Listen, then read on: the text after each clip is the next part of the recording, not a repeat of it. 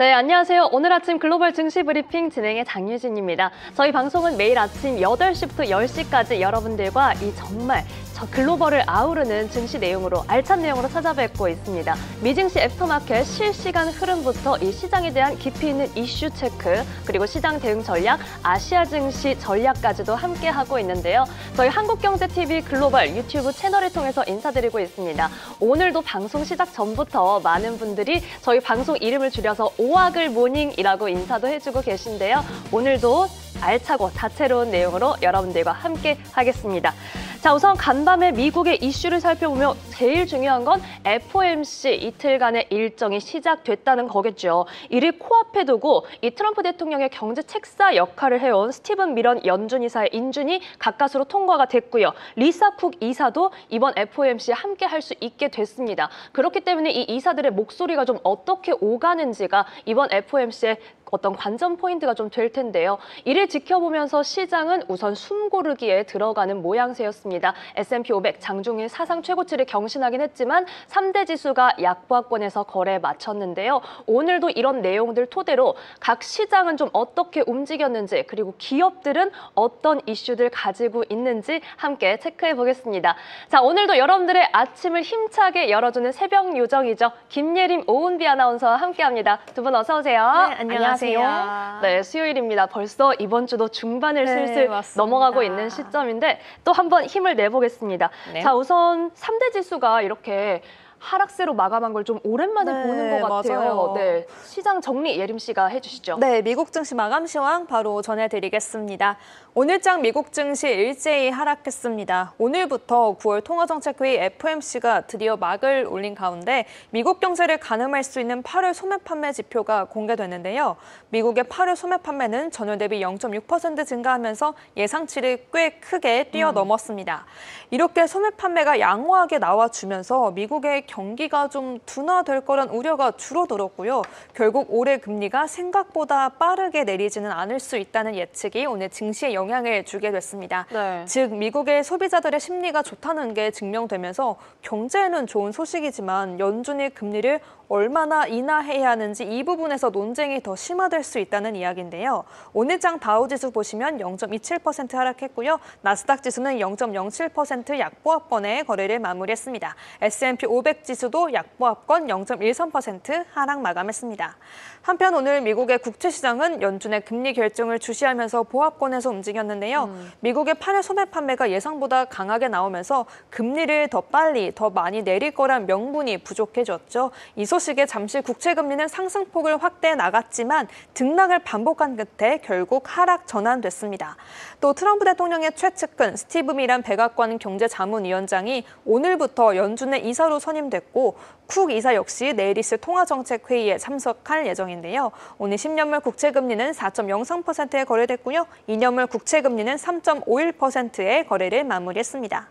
오늘 외환시장은 꽤 변동성이 짙은 모습이었습니다. 미 법원에서 쿡 이사의 해임 결정에 제동을 걸긴 했지만 트럼프 대통령의 이 최측근이 내일 금리를 결정할 때 트럼프 대통령의 이중을 크게 반영할 가능성이 높아지고 있죠. 연준의 독립성이 흔들린다는 우려와 함께 금리나 기대감까지 반영되면서 오늘 달러 인덱스는 97선이 붕괴됐는데요. 96선 중반에 거래됐고요. 소매 판매 지표가 강하게 나왔지만 달러화를 결국 지지해주지는 못했습니다.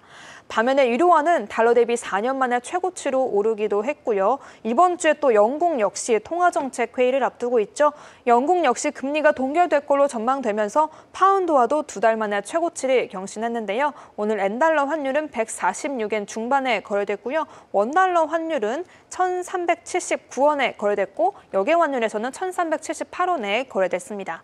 이렇게 달러화 가치가 꽤 크게 내리면서 오늘 금선물도 장 초반 사상 최고치를 다시 한번 경신했습니다. 은선물 역시 장 초반까지만 하더라도 4년 만에 최고치를 기록하기도 했는데요. 오늘 금선물은 0.23% 상승한 3,727달러에 거래를 마무리했습니다. 네. 오늘 국제유가도 보시면 2% 상승했는데요.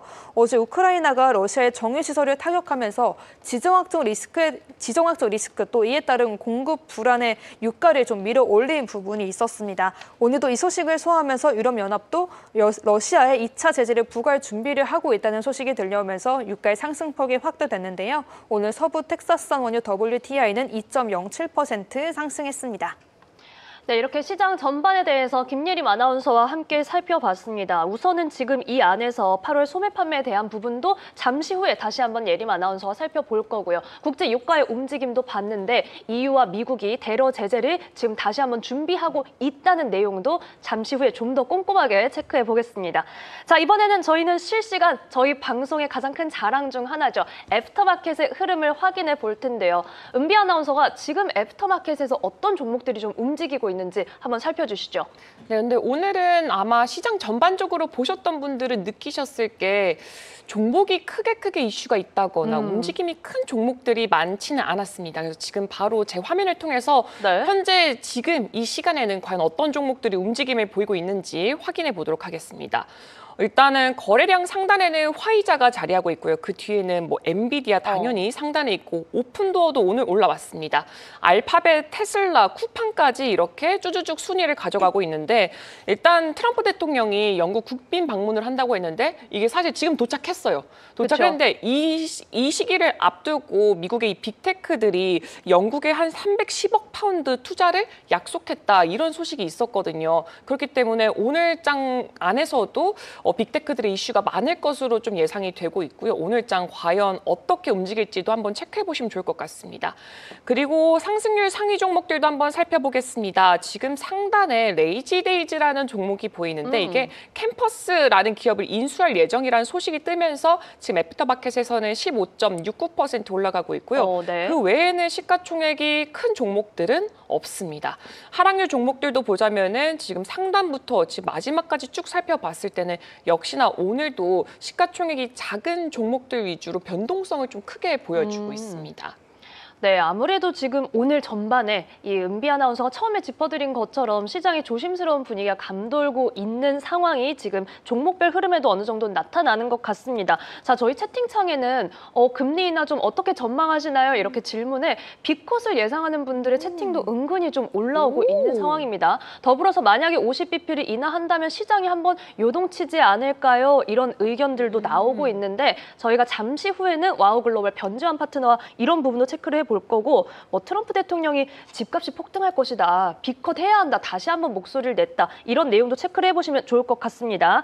자, 그렇다면 애프터마켓 특징주 앞서 은비 아나운서가 잠깐 단서를 주었습니다. 영국에 대한 이야기들이 빅테크 쪽에서 들려오고 있는 상황인데 이게 약간 일부러 지금 이 타이밍인 건지 정부와의 관련성이 있는지 이런 것들이 궁금하더라고요. 처음으로 저희가 마이크로소프트 소식 좀 볼까요? 마이크로소프트는 뭐 장 마감 이후는 아니고요. 한 4시 반쯤에 이 소식이 나왔었는데요. 네. 마이크로소프트가 영국에 아주 큰 투자를 한다라고 밝혔습니다. 앞으로 올해부터 2028년까지 약 220억 파운드, 우리 돈으로는 이게 41조가 넘더라고요. 이 돈을 쓰겠다는 건데요. 이 돈은 단순히 서버 몇 개를 늘리는 수준이 아니라 AI 수요가 폭발적으로 늘어나는 이 상황에 맞춰서 데이터 센터를 확장을 하고 슈퍼컴퓨터까지 짓는 데 쓰일 계획이라고 합니다. 근데 여기서 눈에 띄는 건 슈퍼컴퓨터인데요. 이 마이크로소프트가 영국 기업 Nscale과 함께 손을 잡고 무려 GPU 23,000개 이상을 넣은 영국 최대 규모의 슈퍼컴퓨터를 구축하겠다. 이렇게 밝혔어요. 말 그대로 영국에서 본 적 없는 초대형 AI 전용 슈퍼컴퓨터가 탄생하게 되는 겁니다. 마이크로소프트 부회장은 이번 투자가 이미 운영 중인 데이터 센터뿐만 아니라 앞으로 이 확장 계획까지 포함된 것이다라고 설명을 했습니다. 또 트럼프 행정부가 요청해서 하는 건 아니라고 선을 그었는데 영국 정부 입장에서는 시기적으로 굉장히 중요한 투자다라고 강조를 하기도 했습니다. 근데 장중 안에서는 일단은 하락폭을 그려냈어요. 네. 근데 다만 애프터마켓에서는 그래도 상승폭을 아주 조금 그려냈습니다. 네, 다시 한번 애프터마켓에서 510달러 선을 회복하고 있는 마이크로소프트, 영국의 역대급 이 슈퍼컴퓨터가 정말 최초의 그런 위상을 가져간다고 하니까 좀 기대를 해보겠습니다. 자, 이번에는 최근에 계속해서 탄력 좋은 모습 보여주고 있는 테슬라를 좀 볼 텐데 테슬라 이 내용은 좀 장 마감 후에 나온 건가요? 네, 맞습니다. 테슬라가 장 중에도 소식이 있었는데 장 마감 이후에도 소식이 하나 나왔는데 또 한 건의 사고 소송을 비공개 합의로 마무리를 했습니다. 이번 사건은 2019년 모델3 오토파일럿 사고로 10대가 숨진 사건인데요. 원래라면은 다음 달에 캘리포니아 상급법원에서 배심 재판이 열릴 예정이었는데 합의가 이루어지면서 재판이 열리지 않게 됐습니다. 네. 그런데 사실 테슬라는 이번처럼 결함 논란이 제기된 사건들을 비밀 합의로 처리하는 경우가 굉장히 많다라는 지적을 받아왔는데요. 이 공개 재판에서 불리해지는 걸 피하기 위한 전략이라는 해석이 나오고 있습니다. 근데 물론 테슬라가 항상 불리했던 건 아니에요. 지난해에서는 이 캘리포니아 재판 2건에서 승소를 하기도 했습니다. 근데 일단 어쨌든 재판 하나가 끝났다라는 건 시장 안에서는 호재로도 인식이 될 수 있다라고 해석이 되고 있기 때문에 제가 이슈로 가지고 나왔고요. 애프터마켓에서는 지금 그래도 0.2%대 상승폭 그려내고 있습니다. 네, 테슬라 살펴봤습니다. 지금 오토파일럿 사고 관련해서 비공개 합의에 이르렀다는 점, 또한 정규장에서 나온 소식은 잠시 후에 다시 한번 만나보시죠. 자, 은비 아나운서 수고하셨습니다. 이렇게 애프터마켓 특징주 살펴봤고 이번에는 또 여러분들이 많이 아껴주시는 코너입니다. 글로벌 IB들이 주목한 종목들을 살펴볼 텐데요. 자, 오늘 첫 번째 종목으로 대기하고 있는 종목, 어떤 종목일까요? 네, 오늘 첫 번째로 준비한 글로벌 IB 종목은 바로 블리스입니다. 블리스는 한 달 전에 상장된 가상자산 거래소인데요. 개인보다는 기관 투자자들을 겨냥해 만든 가상자산 거래소로 단순히 코인만 거래하는 게 아니라 코인과 관련한 뉴스도 전하고 있다고 합니다. 2023년에 코인데스크를 인수하면서 코인에 대한 정보나 뉴스, 데이터 사업까지 운영하고 있는 거죠. 상장된 지 얼마 안 된 만큼 이제 글로벌 IB들이 투자 의견, 커버리지를 게시하고 있는데요.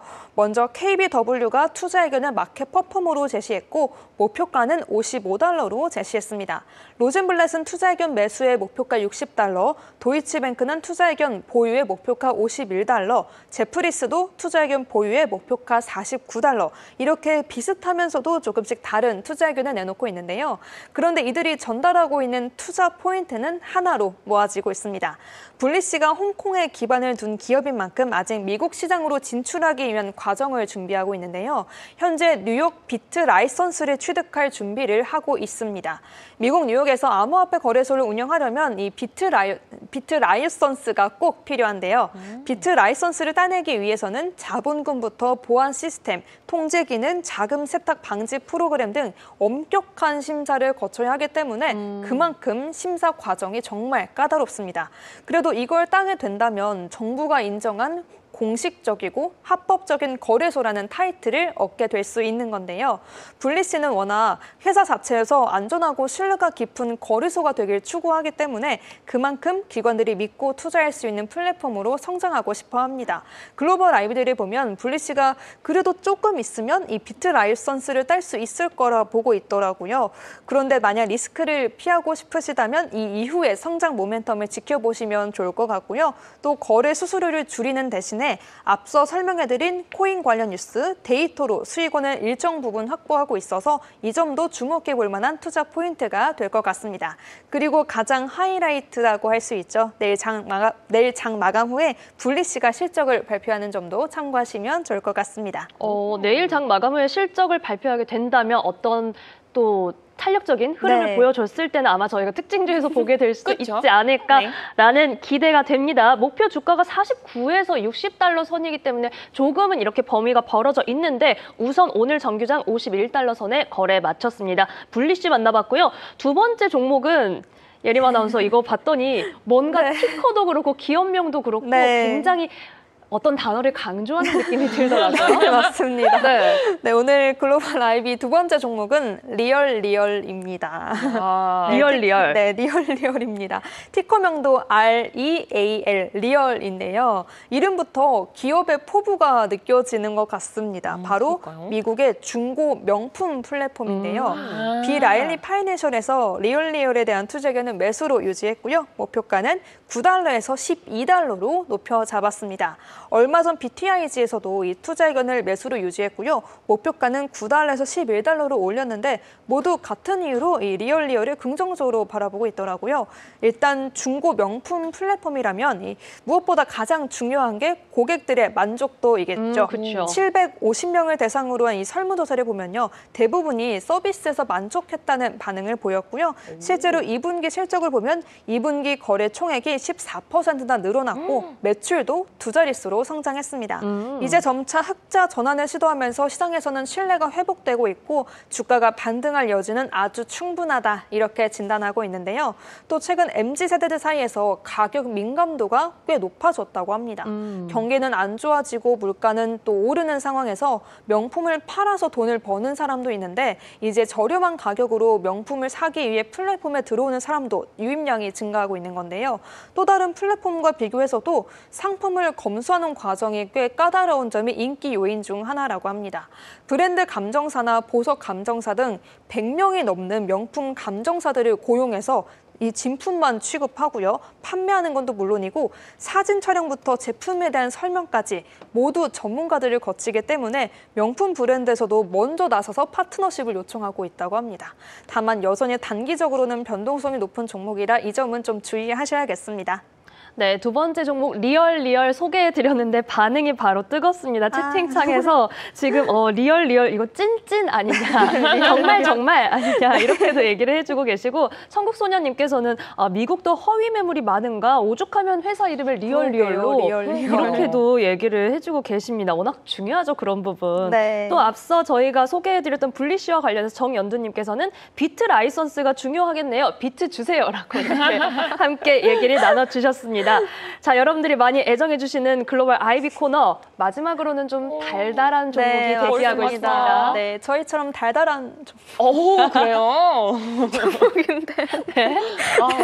달죠? 네.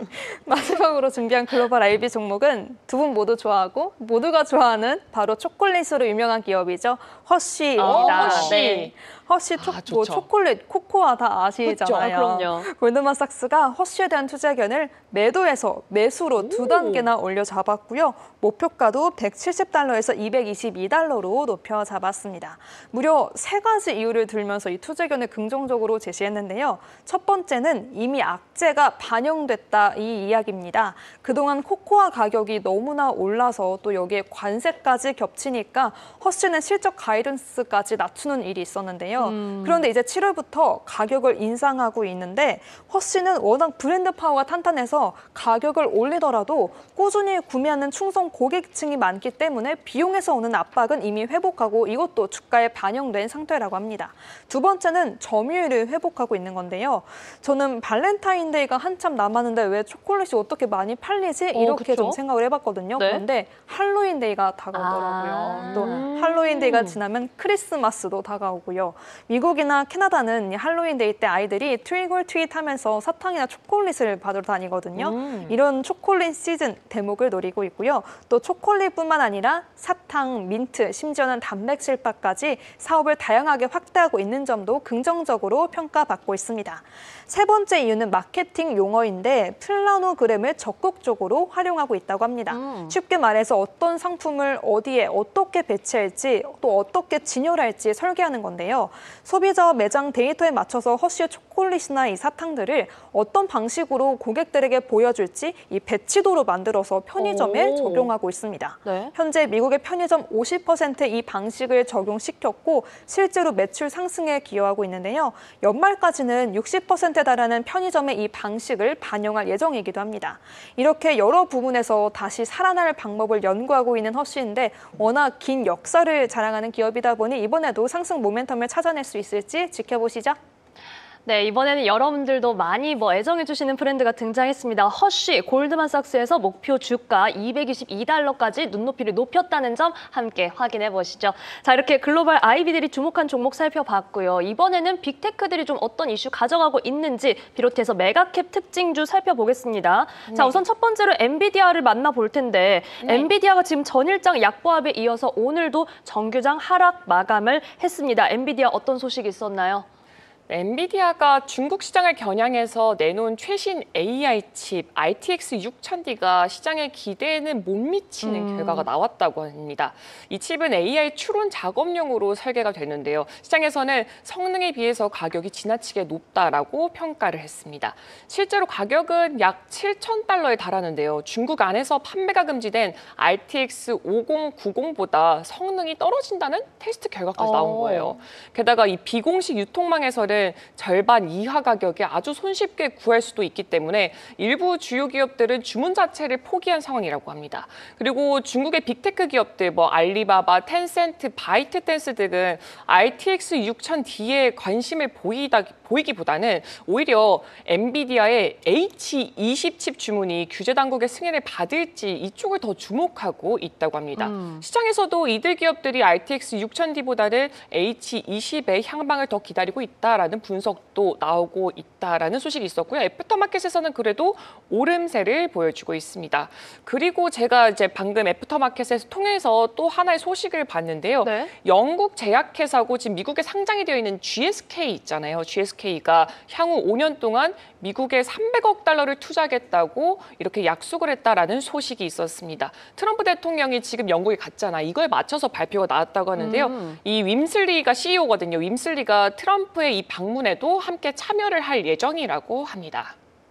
네, 이렇게 조금 전 나온 소식까지 또 함께 전해주셨고 엔비디아 같은 경우는 지금 알리바바, 중국 빅테크도 언급이 됐는데 알리바바는 또 마윈이 경영 복귀에 시동을 걸고 있다. 그렇죠. 이런 내용이 나오면서 또 미국 장에서 2% 넘게 오르기도 했더라고요. 이런 부분도 저희가 체크를 할 필요가 있는 것 같고 어쨌든 좀 가성비가 아쉽다라는 평가가 나온 RTX 6000D에 대한 내용 좀 살펴드렸습니다. 자, 이번에는 빅테크 중에서 또 유독 탄력을 보여주고 있는 종목 중에 하나 알파벳을 좀 살펴볼 텐데 소식이 여러 가지 나왔더라고요. 되게 많아요. 되게 많은데 제가 줄여서 한 3가지로 준비를 해봤어요. 네. 첫 번째는 영국에 50억 파운드를 투자한다는 발표인데요. 이 파운드를 하나로 바꿔봤더니 한 9조 원이 넘는 굉장히 큰 돈이더라고요. 근데 이 돈이 영국에서 인공지능을 더욱더 발전시키는 데 쓸 계획이라고 합니다. 특히 이 발표가 나온 시점이 의미가 있는데 지금 모든 게 하나로 좀 통일하는 것 같아요. 트럼프 대통령이 영국 국빈 방문을 앞두고 있던 시점에서 이 발표가 나와서요. 업계에서는 이 시기에 맞춰 나온 발표인 만큼 방문 기간 동안 다른 비즈니스 계약들도 줄줄이 나올 것이다 이렇게 전망을 했어요. 근데 그 말이 끝나기 무섭게 GSK도 지금 미국에 투자를 하겠다라고 발표했습니다. 두 번째는 다소 조금 불편한 소식입니다. 이 광고 기술회사 매그나이트가 구글을 상대로 소송을 걸었어요. 이유는 구글이 이 광고주들이나 발행사들한테 우리 광고랑 우리 광고 서버랑 거래소를 써야 한다 이렇게 강제했다는 겁니다. 광고 서버는 쉽게 말해서 광고를 띄우고 관리하는 시스템이고요. 거래소는 광고를 사고 파는 이런 시장 같은 건데요. 매그나이트는 이런 구글의 행동 때문에 이 공정했던 경쟁이 완전 무너졌고 열린 인터넷 생태계에도 피해가 갔다라고 주장을 했습니다. 그리고 마지막으로 세 번째 이슈는 구글이 새로운 결제 표준을 공개를 했습니다. 이건 AI 에이전트라고 불리는 사람 대신 업무를 처리하는 소프트웨어가 돈을 직접 주고받을 수 있게 하는 규칙인데요. 단순한 대화나 정보 제공을 더 넘어서서 이제는 결제랑 정산까지 할 수 있도록 그 길을 열어준 것이죠. 특히나 눈에 띄는 부분은 스테이블 코인 지원입니다. 스테이블 코인은 달러 같은 실제 화폐와 가치가 거의 연동된 디지털 화폐인데 이를 통해서 AI 에이전트가 안정적인 가상결제 수단을 쓸 수 있게 됐다라는 소식까지 이렇게 3가지가 있었습니다. 네, 이렇게 알파벳에 대한 소식 살펴봤습니다. 오늘 정규장에서는 조금 숨고르기 하면서 거래를 마쳤지만 그래도 그 안에서 52주 신고가를 경신했고요. 자, 그와 대조적으로 이틀 연속해서 상승불을 켜낸 종목이 있습니다. 아마존인데 좀 기분 좋은 소식이 있었나 봐요? 네, 트루이스트가 아마존의 목표 주가를 250달러에서 270달러로 올렸습니다. 투자 의견도 그대로 매수를 유지했는데요. 왜 그렇게 봤는지 근거를 살펴보면 조금 더 이해를 하기가 쉽습니다. 트루이스트는 이 카드 있잖아요. 신용카드 결제 데이터를 분석을 했어요. 9월 6일까지 자료를 살펴봤더니 아마존의 이 북미 매출이 시장 예상치였던 1,050억 달러보다 10억 달러가 더 많다고 추정이 됐습니다. 이 흐름대로라면 3분기 북미 매출은 전년 대비 약 10%나 더 증가할 것으로 보여지는데 2분기 성장률이 11%였거든요. 그래서 거의 뭐 비슷한 수준으로 보여지고 있어요. 그래서 성장세가 여전히 꾸준히 이어지고 있다라는 거죠. 그리고 또 재밌었던 점은 소비자들의 구매 패턴입니다. 8월 기준으로 평균 주문 금액은 작년과 거의 비슷했거든요. 근데 주문 횟수가 6%나 늘어났습니다. 이제 건당 지출은 비슷해도 아마존을 더 자주 이용하고 뭐 사용하고 있다라는 얘기죠. 여기에다가 관세로 인한 가격 인상 효과가 아직 본격적으로 나타나지 않았다라는 점도 긍정적으로 평가가 됐습니다. 이런 근거들을 바탕으로 트루이스트는 3분기 매출 추정치를 올렸고요. 목표 주가도 상향 조정을 했습니다. 지금 270달러로 올린 만큼 현재가 233달러잖아요. 네. 앞으로 올라갈 길이 훨씬 더 많다라는 거죠. 정규장 안에서는 주가가 이렇게 오름폭을 보였는데 지금 애프터마켓에서는 소폭 빠지고 있습니다.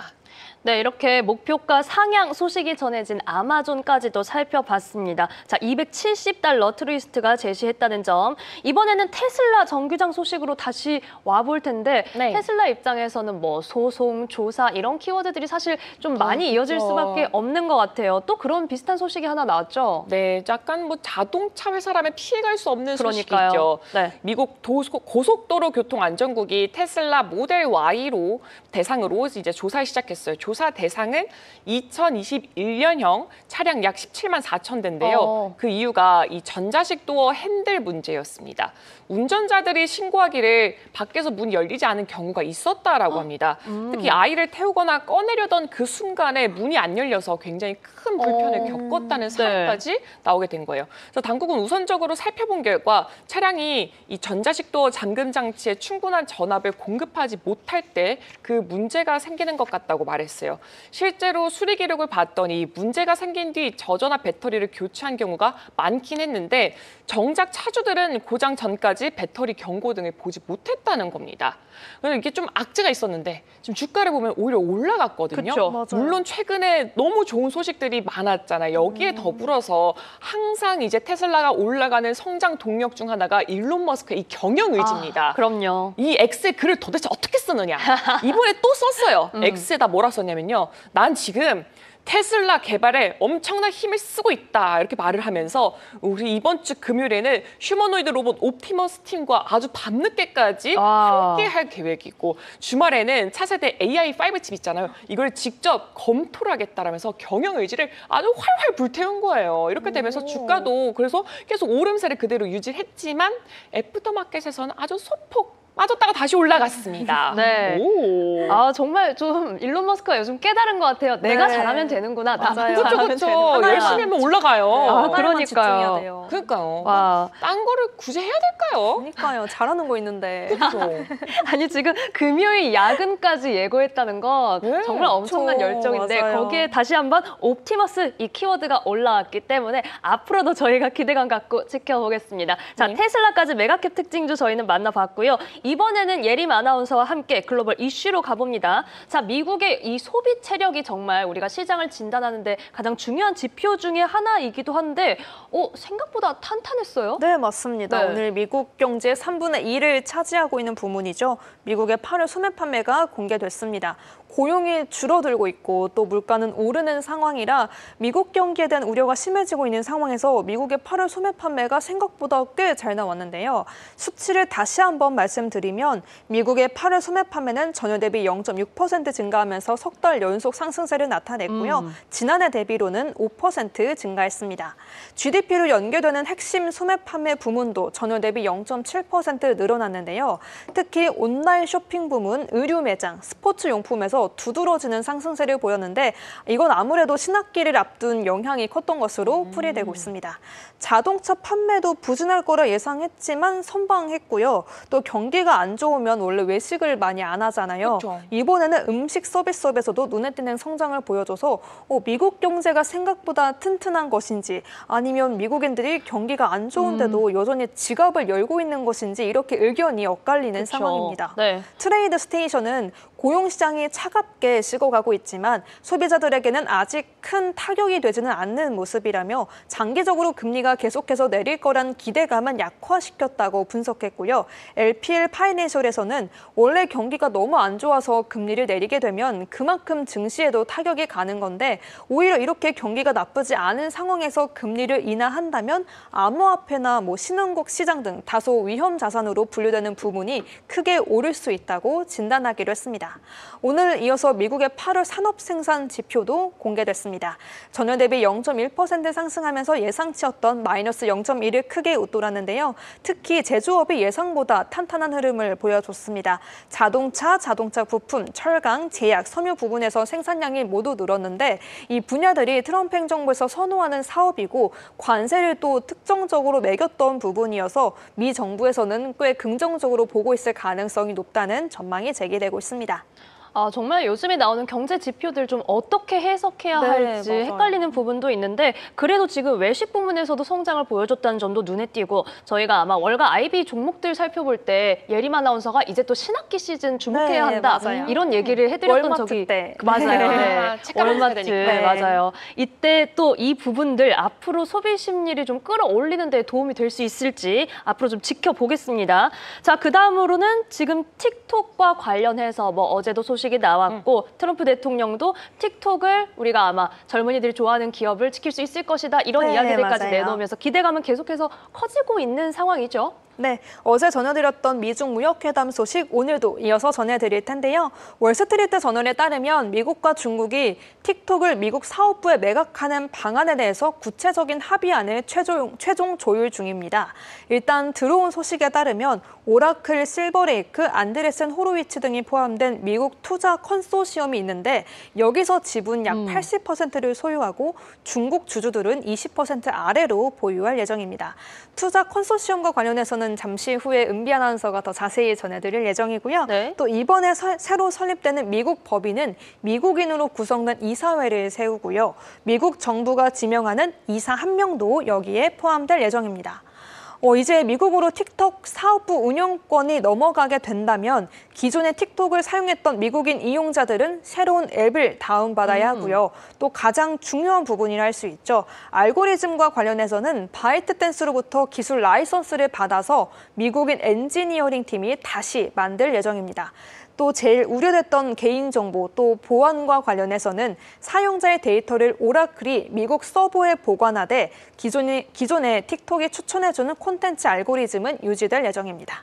이어서 확인해볼 소식은요. 네. 트럼프 대통령이 조금 전 영국에 도착했습니다. 그런데 영국을 가는 와중에도 정말 바쁜 하루를 보냈는데요. 네. 먼저 폰데어라이언 EU 집행위원장과 전화 통화를 했습니다. 앞서 트럼프 대통령은 유럽연합에게 러우 전쟁 휴전을 위해서 러시아를 압박하기 위한 제재안을 마련해 줄 것을 요청했었잖아요. 이와 관련해서 두 정상은 통화한 건데 조금 전에 폰데어라이언 EU 집행위원장이 조만간 러시아의 암호화폐, 은행, 에너지 부분을 겨냥한 19차 제재 패키지안을 발표할 것이라고 밝혔습니다. 러시아산 화석 연료의 단계적 수입을 중단할 방안을 곧 유로존 회원국들에게 제공할 거라 말한 건데요. 네. 이미 유럽에서는 2027년 말까지 러시아산 화석 연료 수입을 전면 중단하겠다는 계획을 마련해 뒀었는데 이걸 빠르게 마무리 짓는 방안을 지금 구상 중인 것입니다. 트럼프 대통령은 또 인도 모디 총리와 통화하기도 했는데요. 오늘 모디 총리가 75번째 생일이더라고요. 아, 그래요? 생신 축하드립니다. 네, 피디님도 저희 인도 모디 총리와 생일이 같으시죠? 두 분 다 생신 축하드려요. 네, 오늘 근데 모디 총리가 생각보다 저는 나이가 많이 들어서 그 점도 좀 놀라웠어요. 근데 다시 돌아와서 모디 총리는 트럼프 대통령의 러우 전쟁 종전 구상을 지지한다고 밝혔는데 두 정상이 인도의 러시아산 원유 수입 문제를 해결하기 위해 협상을 하는 게 아니냐 이런 관측이 나오고 있고요. 어제 미국과 인도의 대표단이 인도 뉴델리에서 2달 만에 무역 협상을 다시 시작했는데 여기서도 좀 좋은 결과가 나올 수 있지 않을까 기대해봐도 좋을 것 같습니다. 모디 총리가 트럼프 대통령이 전화를 받지 않았던 게 거의 한 4번 이렇게 됐던 네, 것 맞습니다. 같은데 생일을 계기로 또 통화를 했다고 하니까 네. 좀 봄바람이 불기를 기대해 보겠습니다. EU와 미국이 지금 대러 제재를 이야기하고 있다는 점까지 저희는 다채롭게 좀 살펴봤습니다. 자, 저희 예림 아나운서가 이 이슈를 전해드리는 동안 채팅창에서는 점점 접속자분들이 늘어나면서 라이브가 새로 시작되면 좋아요도 새로 눌러주셔야 해요 라고 하시면서 서로 이렇게 엄지 눌러주세요 이렇게도 또 얘기를 해주고 계시고요. 또 앞서 우리 은비 아나운서가 테슬라, 머스크 얘기를 했을 때 에치펄트님께서는 잠시만 못했다가 다시 잘해라. 좀 매수 찬스를 노리고 계신 게 아닐까. 한 번쯤은. 네, 그러니까요. 테슬라를 지금 노려보고 계신 분들이 또 많이 계신 것 같습니다. 자, 저희는 미들 스몰캡 특징주로 이어가겠습니다. 네. 이 미국 시장에서 트럼프 대통령 집권 이후에 미국 내 투자를 늘린다라는 소식이 나오면 기업들이 그때 좀 주가가 반응을 해주기도 했는데 이번에 볼 기업도 좀 비슷한 소식이 있었죠. 네. 미국의 제약사 일라이 릴리가 미국 안에서 대규모 투자 계획을 또 내놨어요. 버지니아에 새로운 제조시설을 짓는데 50억 달러를 투입하겠다는 건데요. 이번 움직임은 한 2가지의 큰 의미가 있습니다. 첫 번째로는 의약품을 자국에서 직접 생산해서 공급망을 강화를 하겠다 이거고요. 두 번째는 만약 생길 수 있는 관세 부담에도 우리는 대비를 하겠다 이런 2가지 의도로 해석할 수가 있겠습니다. 네. 실제로 트럼프 대통령은 제약업계에게 이 수입에 의존하지 말고 미국 안에서 더 많이 생산해라 이렇게 요구한 뒤로 이 제약사들이 미국 안에서 투자하는 이 사례가 잇따르고 있습니다. 일라이 릴리의 CEO도 직접 좀 목소리를 냈습니다. 그는 우리가 직접 의약품을 생산하고 이걸 수출하면서 해외 공급업체의 의존도를 낮추겠다. 그리고 지역사회에서 생산된 진짜 의약품들을 환자들이 안심하고 쓸 수 하겠다. 이렇게 안심하고 쓸 수 있도록 하겠다. 말이 자꾸 꼬이네요. 하겠다라면서 강조를 했습니다. 그래서 이제 정규장 안에서는 2%대 상승세 나왔고요. 애프터마켓에서는 아주 조금 빠지고 있습니다. 네, 일라이 릴리 2%대 강세, 또 여기에 트럼프 대통령이 간밤이었나요? 반도체나 의약품에 대한 관세가 이 자동차보다 높을 수도 있다. 이런 이야기들도 하고 맞아요. 있기 때문에 저희가 제약바이오 섹터 관련해서 계속해서 좀 주시할 필요가 있는 상황입니다. 우선 일라이 릴리는 기분 좋은 소식을 전했고, 자, 그 다음 종목은 23일에 실적 발표 대기하고 있는 이 반도체 쪽의 풍향계라고도 불리죠. 마이크론 테크놀로지 계속해서 좀 좋은 평가, 전망들이 나오는 것 같아요. 맞아요. 참 잘 나오고 있어요. 그러니까요. 근데 저는 이게 한편으로 생각하는 게 실적이 또 시작이 됐나 싶기도 해요. 제가 일주일 전까지 끝난 줄 실적을 했는데 알았는데, 맞아요. 다시 일주일 쉬고 다시 실적입니다. 정말 수고해줬는데요. 그러니까요. 네. 마이크론 이번 어떻게 나올지 궁금한데 미즈호가 마이크론에 대한 전망을 한 단계 더 밝게 봤습니다. 목표 주가를 155달러, 지금 현재 주가랑 비슷하죠. 여기에서 182달러로 올렸고요. 투자 의견은 여전히 아웃퍼폼을 유지했습니다. 근데 이렇게 올린 이유를 봤더니 HBM 수요가 예상보다 훨씬 더 강하다라는 분석입니다. 특히나 엔비디아 출하 물량을 살펴보면은 지난 7월 분기에 나온 제품 중 약 25%가 최신 칩 GB300이었고요. 애널리스트들은 다가올 10월 분기에는 이 비중이 절반을 넘길 수 있다 이렇게 보는 거죠. 네. 이렇게 되면 마이크론의 11월 분기 실적 전망치가 더 높아질 수밖에 없는 겁니다. 그리고 또 하나 주목할 부분은 차세대 메모리 HBM4입니다. 마이크론은 SK 하이닉스와 함께 엔비디아의 이 차세대 AI 플랫폼 루빈용으로 HBM4 메모리를 이미 시험용으로 공급하기 시작했습니다. 정식으로 양산에 들어가서 시장에 풀리는 시점을 2026년 2분기 말에서 3분기 초쯤으로 또 예상된다고 해요. 그리고 마지막으로 전문가들은 현재 D램과 낸드 공급이 굉장히 부족한 상황이라고 합니다. 여기에 AI 수요는 계속 늘어나고 있잖아요. 그래서 메모리 가격이 앞으로는 한 20에서 30%가량 더 올라간다고 하는데 그렇다면 당연히 마이크론이 돈을 더 잘 벌 수밖에 없다라는 거죠. 정규장 안에서는 0.6%대 올라갔는데 애프터마켓에서는 아주 쬐끔 빠지고 있습니다. 네, 여전히 수요에 비해서 공급이 타이트한 상황 짚어봤고 미즈호증권은 목표 주가 182달러로 상향했다는 내용이었습니다. 네. 마이크론 테크놀로지 이어서는 또 한 번 좀 주인공이 될 수 있을지 오라클이 또 틱톡과 엮인다. 아까 예림 아나운서도 잠깐 예고를 네. 해줬는데 또 한 번 네. 모멘텀을 좀 가져가는 것 같아요. 근데 예고편 안에 내용이 다 들어갔더라고요, 보니까. 네, 그래서 오라클은 살짝 넘기겠습니다. 내용이 똑같아요. 네, 저랑 약간 이제 뇌가 동기화되기 시작했어요. 맞아요. 옆자리 앉으니까. 네. 네, 자, 그래서 이제 넘어서 힘센 허스로 갑시다. 아, 좋습니다. 네. 미국 FDA가 최근에 몇몇 제약사에 경고 서한을 보냈습니다. 뭐 힘세너스, 노보노디스크, 일라이릴리 이런 것들이 대상이었는데 이 소식의 주가가 가장 크게 흔들렸던 게 힘센허스입니다.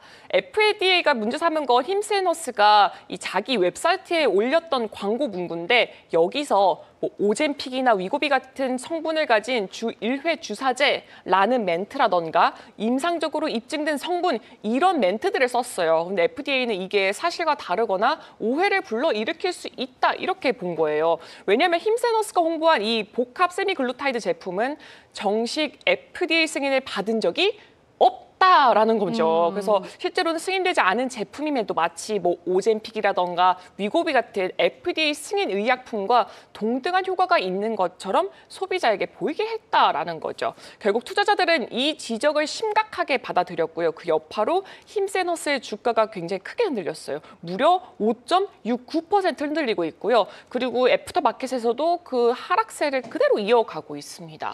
네, 힘센허스는 이게 슈퍼볼 광고 관련된 논란도 저희가 바로 직전에 좀 전해드렸었는데 또 한 번 아쉬운 소식이 있었고 지금 FDA한테 경고를 먹은 기업이 또 하나 있어요. 맞아요. 되게 여러 개예요. 네. 근데 이제 두 번째로는 FDA 기재 경고, 노란 옐로 카드 먹은 게 노보노디스크입니다. 제가 앞에 또 말씀드렸잖아요. 노보노디스크, 일라이릴 이렇게. 근데 이유는 오프라 윈프리 특집 방송에서 위고비와 오젬픽의 효능은 강조하면서도 부작용과 위험성은 싹 감춰버린 거죠. 근데 약간 저도 만약에 뭐 이런 걸 다 생각 안 한다면은 감추고 싶었을 것 같아요. 근데 여기다가 방송 자료를 사전에 FDA에 제출하지 않은 점도 문제로 지적이 됐습니다.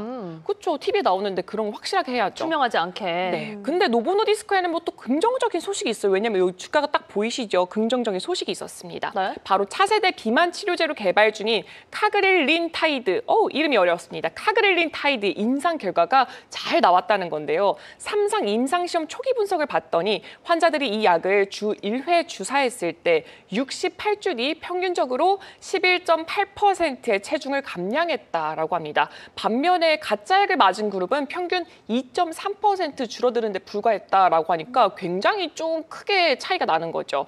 여기서 중요한 건 이 카그릴린타이드는 기존의 블록버스터급 비만 치료제와는 작용 방식이 달라요.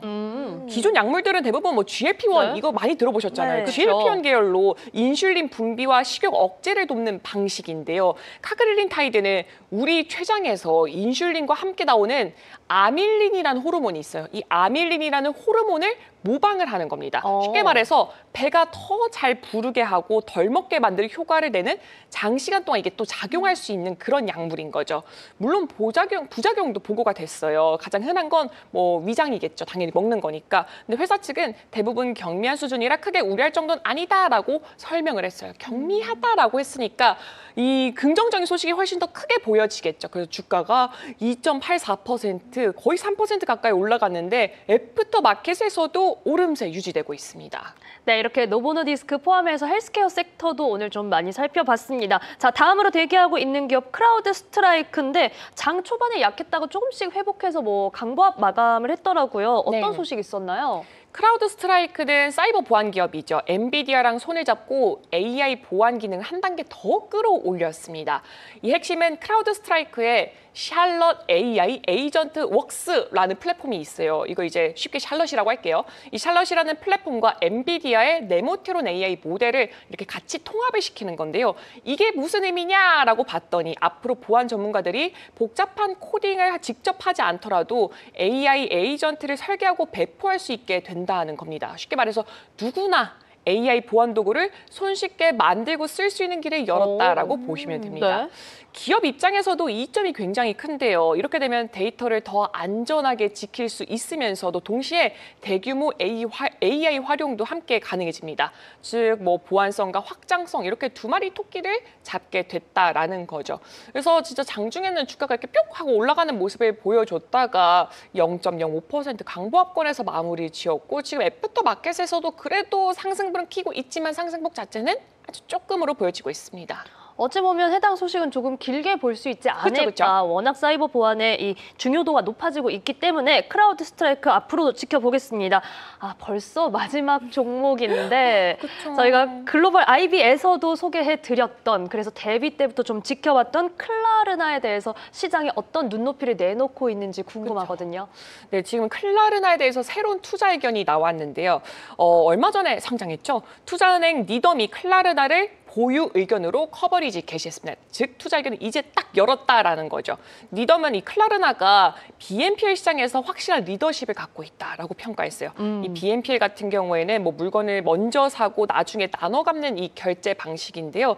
클라르나는 지난 1년 동안 무려 1,140억 달러 규모의 거래를 처리를 했고요. 여러 유명 소비재 브랜드들과 협력을 하면서 업계 안에서 존재감을 굉장히 단단하게 굳혀왔어요. 이런 부분은 경쟁사와 비교해도 굉장히 뚜렷한 브랜드의 강점이다, 이렇게 꼽혔습니다. 네. 근데 여기에 더불어서 우려감이 함께 나왔다는 거예요. 비용 부담이 커질 수 있다는 건데요. 원래 클라르나는 직원 감축이라던가 고객센터 상담원을 AI로 대체하는 이런 계획들을 세웠다가 최근에 이를 철회를 했어요. 근데 이렇게 어쨌든 계획을 세웠다는 건 변화를 줬다는 거잖아요. 이런 변화 자체가 비용 증가로 이어질 수 있다라는 겁니다. 또 한 가지는 클라르나가 이 경쟁사, 아주 지금 경쟁사로 팽팽하죠. 어펌.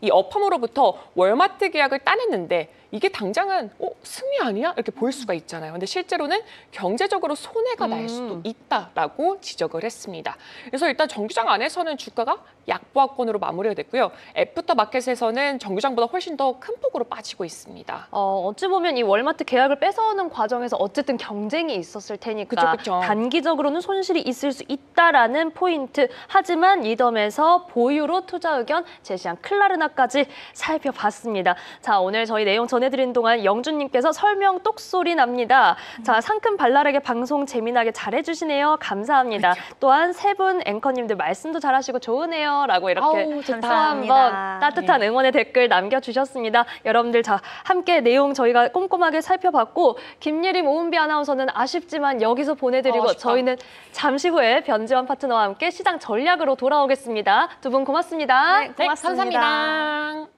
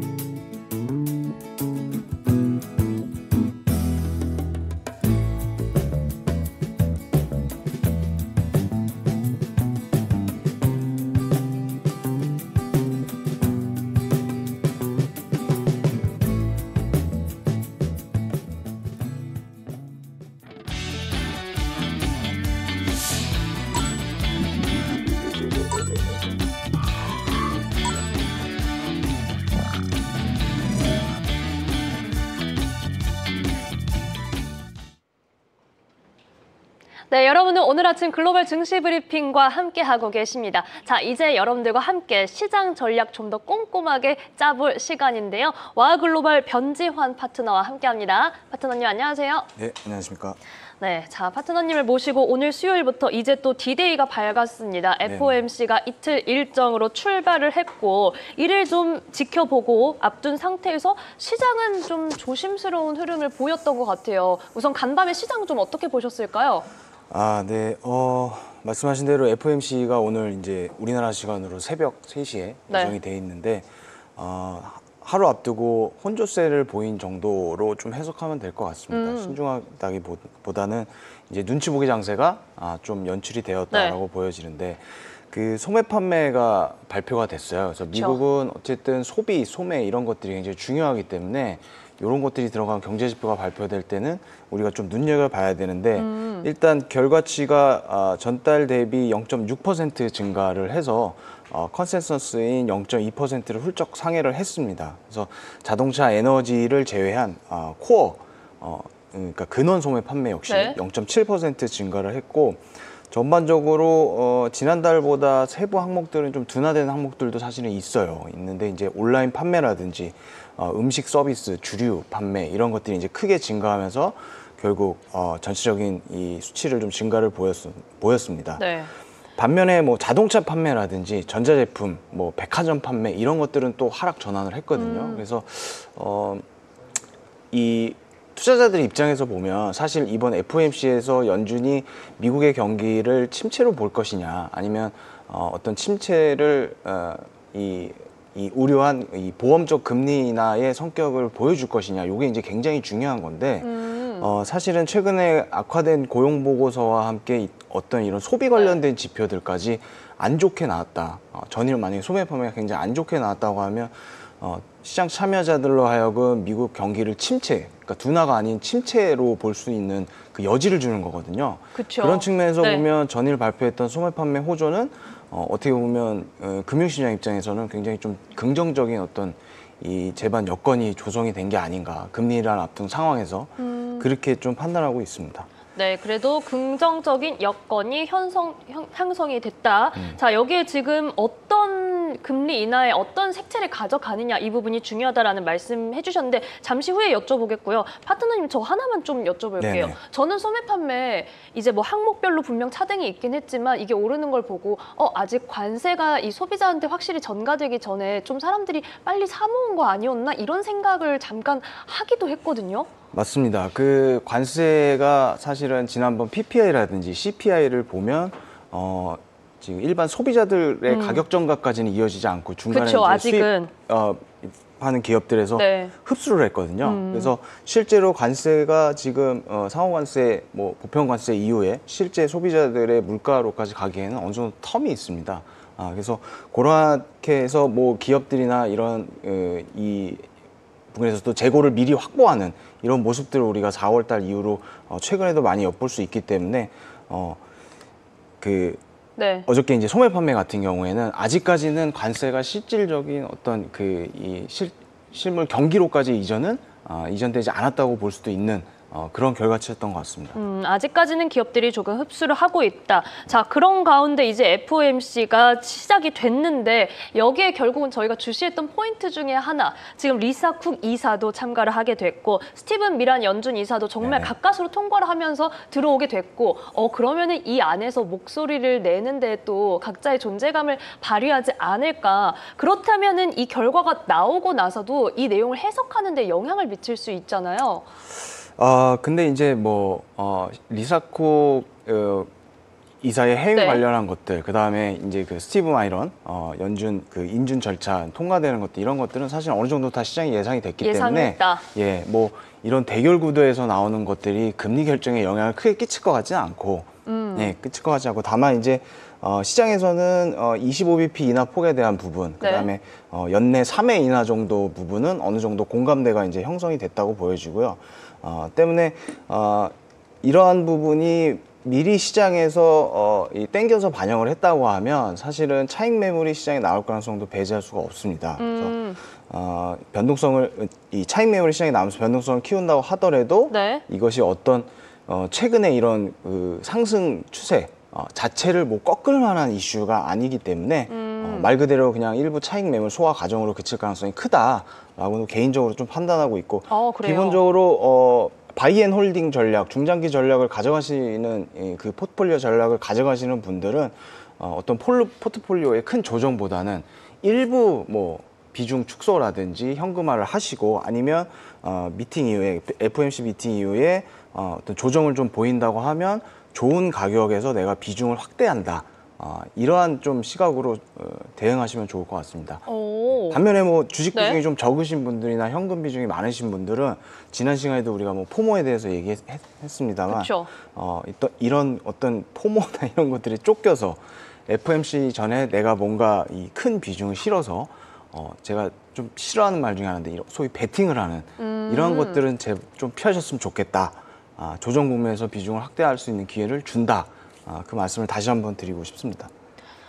자, 오히려 좀 조정이 나오면은 그때가 비중 확대의 기회가 될 수 있다. 다만 투자자로서 너무 크게 좀 베팅을 하는 그런 성향을 가져가지 말자라는 이야기를 해주셨는데, 자, 지금 파트너님 금리나 관련해서 저희가 오늘 방송 초반에 네. 채팅창에서도 뭐 25bp 할 것 같아요. 아니요, 50bp 할 것 같아요. 이렇게 여러분들 의견이 많이 갈리더라고요. 특히나 만약에 뭐 B컷까지도 가게 되면은 시장이 많이 충격받지 않을까 이런 우려도 하고 계시던데 거기까지는 막 거의 지수가 크게 빠지는 이 정도 걱정까지는 안 해도 되는 걸까요, 그럼?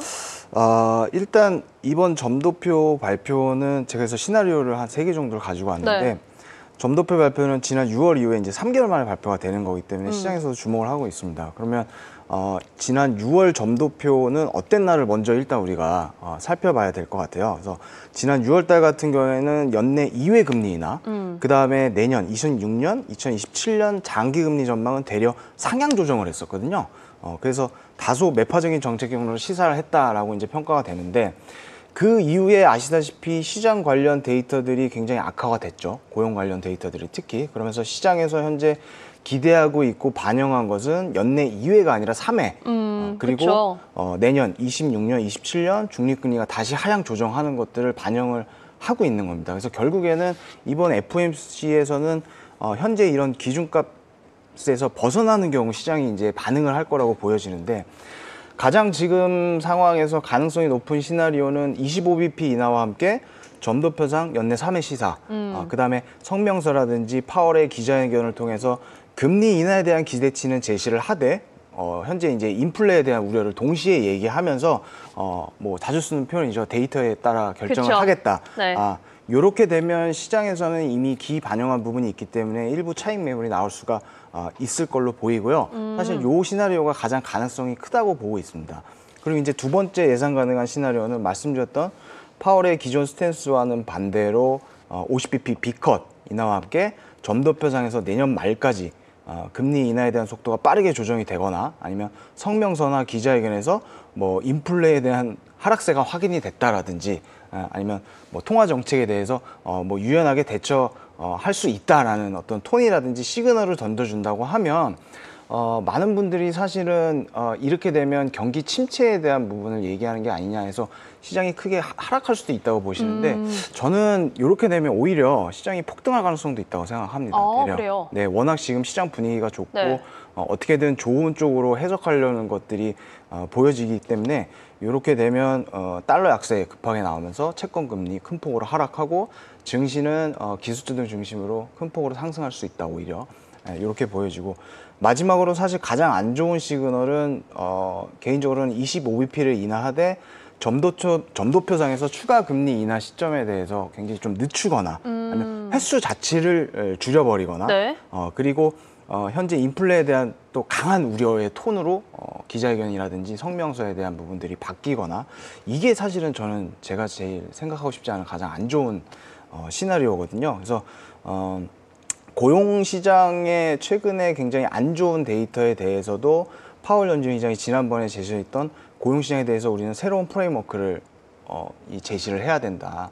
다른 시각으로 이제는 봐야 된다. 이러한 것들을 좀 강조를 한다든지 그래서 이러한 경우에는 시장에서는 대려 실망감을 굉장히 크게 표출되면서 변동성을 보일 가능성이 크다라고 저 개인적으로 보고 있습니다. 그래서 결론적으로 종합적으로 좀 말씀을 드리면 어떤 확률의 차이는 있겠지만 어떠한 변수도 가능하거든요. 이번 이벤트 같은 경우는. 근데 그렇다고 할지라도 투자자들 분들 입장에서는 어떤 이번 FOMC가 기다 아니다를 결정하는 그런 성격의 FOMC는 아니에요. 어떤 그쵸. 인하는 거의 네. 확실시 된 상황에서 정도의 차이를 얘기하는 정도 되기 때문에 오히려 뭐 이 FOMC 미팅 이후로 지수가 크게 오르면 내 주식 종목도 오르니까 좋고 만약에 큰 조정을 보인다고 해도 좋은 가격에 싸게 살 수 있는 기회를 준다고 생각하고 또 그래서 좋고 그래서 좀 이렇게 편안하게 FOMC를 보셨으면 좋겠습니다. 자, 뭐 오르면은 좋은 거고 또 네네. 혹시나 좀 빠지더라도 우리는 찬스로 삼을 수 있다. 이 시나리오별 전망까지도 함께 저희는 체크를 해봤고 결국은 이 점도표와 가이던스가 좀 중요한 상황이 됐습니다. 자, 저희는 이제 또 국내 증시 개장을 앞두고 있기 때문에 잠시 개장 체크해보고 이어서 파트너님과는 개별적으로 이따 빅테크 관련된 이야기도 좀 여쭙도록 하겠습니다.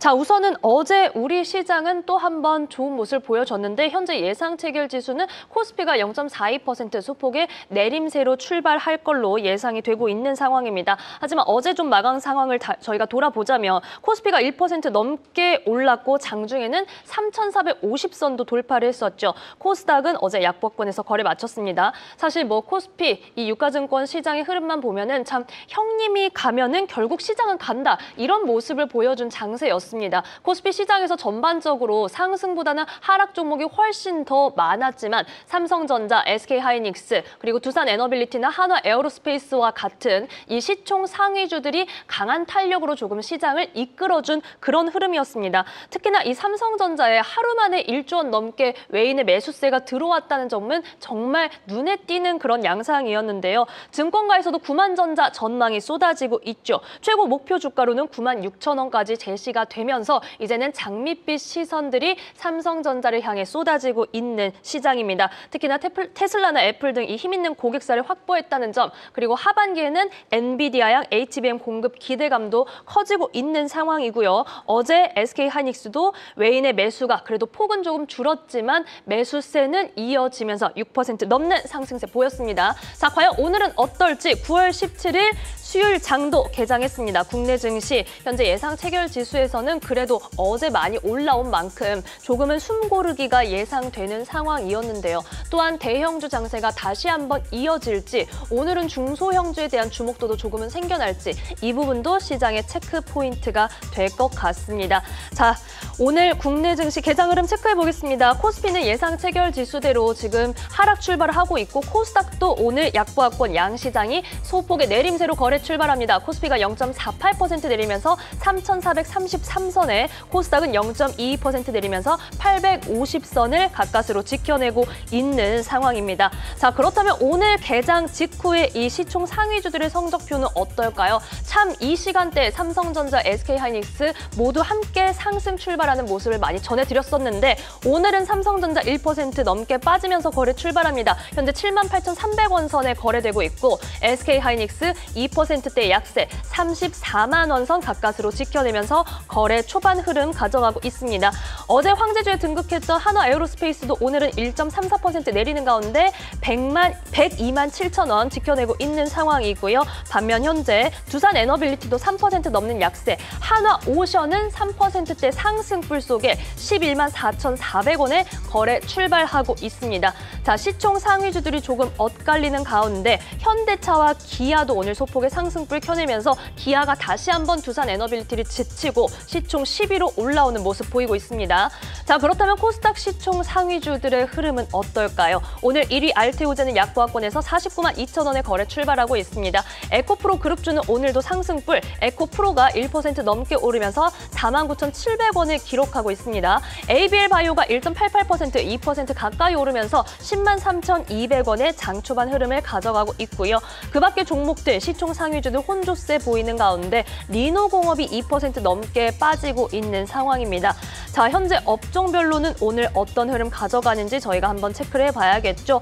오늘 코스피에서는 역시 업종에서도 하락 업종이 조금 더 많이 나타나고 있는데 지금 증권이 1% 넘게 빠지면서 업종 지수 기록하고 있는 가운데 그래도 상승 업종에는 오락 문화가 나타나고 있습니다. 음식료, 담배, 그리고 통신, 유통까지 최근에 조금 약세 보였던 업종이 오늘은 조금 그래도 매수세가 유입되는 모습입니다. 여기에 화학과 비금속까지도 아주 소폭의 상승불을 켜내고 있습니다. 대형주와 중형주, 소형주를 좀 분류했을 때는 오늘 전반적으로 약한 가운데 소형주가 강보합권 흐름 가져가고 있다는 점 함께 체크를 해보시고요.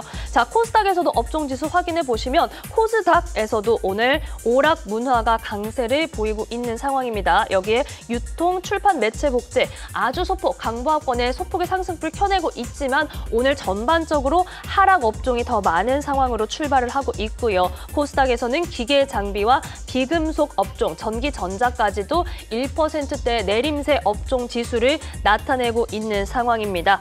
자, 지금 오늘 시장이 좀 빠지고 있는데 현재 지금 시총 상위주에서도 계속해서 빠지는 흐름 조금 전해드렸었죠. 삼성전자와 SK하이닉스 1, 2% 내외의 내림세를 계속해서 기록하고 있는 상황입니다. 자, 오늘 약세로 출발하는 가운데 지금 세부 섹터별로도 조금 살펴보시면요. 지금 에너지 관련해서는 급등세를 나타내고 있습니다. 중앙에너비스와 흥구석유가 두 자릿수의 상승불 켜내고 있습니다. 앞서 저희가 이 예림 아나운서와 시황을 살펴볼 때 국제 유가에 대한 부분도 체크를 해봤고요. 우크라이나와 러시아의 갈등이 다시 한번 좀 이어지는 상황이었는데 중앙에너비스가 15.46% 오르면서 16,700원 선에 움직이고 있고 흥구석유도 12%대 상승불 14,000원 선의 움직임 보여주고 있습니다.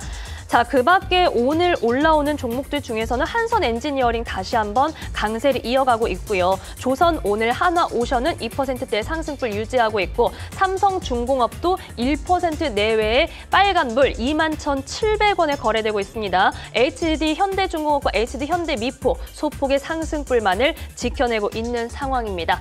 자, 오늘 국내 증시는 아무래도 지금까지 숨가쁘게 올라온 만큼 숨고르기 조금 하고 있는 상황이고요. 일본 증시 잠깐 살펴보시면 소폭의 내림세 0.26% 내리면서 44,792선의 움직임 보여주고 있습니다.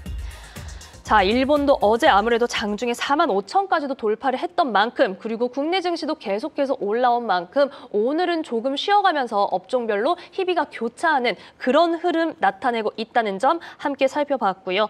저희는 다시 글로벌 시장 대응 전략으로 좀 돌아오겠습니다. 자, 파트너님 앞서 저희가 이제 FOMC 시나리오별 시장 전망에 대한 내용들도 살펴봤고 잠시 이 빅테크들에 대한 점검을 좀 해볼게요. 이를테면 테슬라 같은 경우 요즘 투자자들의 주목도가 굉장히 높은데 많이 올라오고 있어서 이제 다시 한번 시세 회복인지 어떤지 이런 궁금증도 좀 생기더라고요. 파트너님 어떻게 보셨을까요? 테슬라 같은 경우에는 기존의 어떤 전기차 시장을 대표하는 이 종목 중에 하나였고 그다음에 하나였습니다만 네. 지금은 사실은 테슬라를 바라보는 투자자들의 입장이 조금은 달라진 것 같아요. 이제 아시다시피 로봇 관련한 로봇 택시라든지 네. 아니면 로봇 옵티머스라든지 네.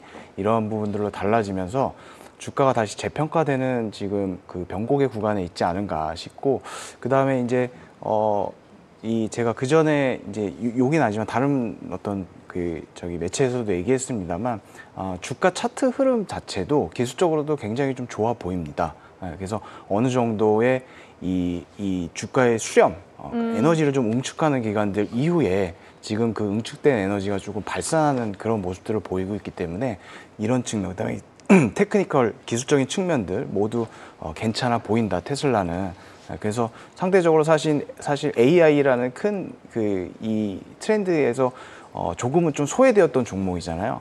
근데 이제 그쵸. 어떤 이런 이 최근에 AI 버블이라든지 고평가 논란 이런 것들에 있어서 좀 수혜를 볼 수 있는 가장 최상단에 있는 종목들이기 때문에 테슬라는 계속해서 앞으로 조정을 보인다고 하면 중장기적으로 매수해서 가지고 가시는 거 괜찮이 좋게 보고 있습니다.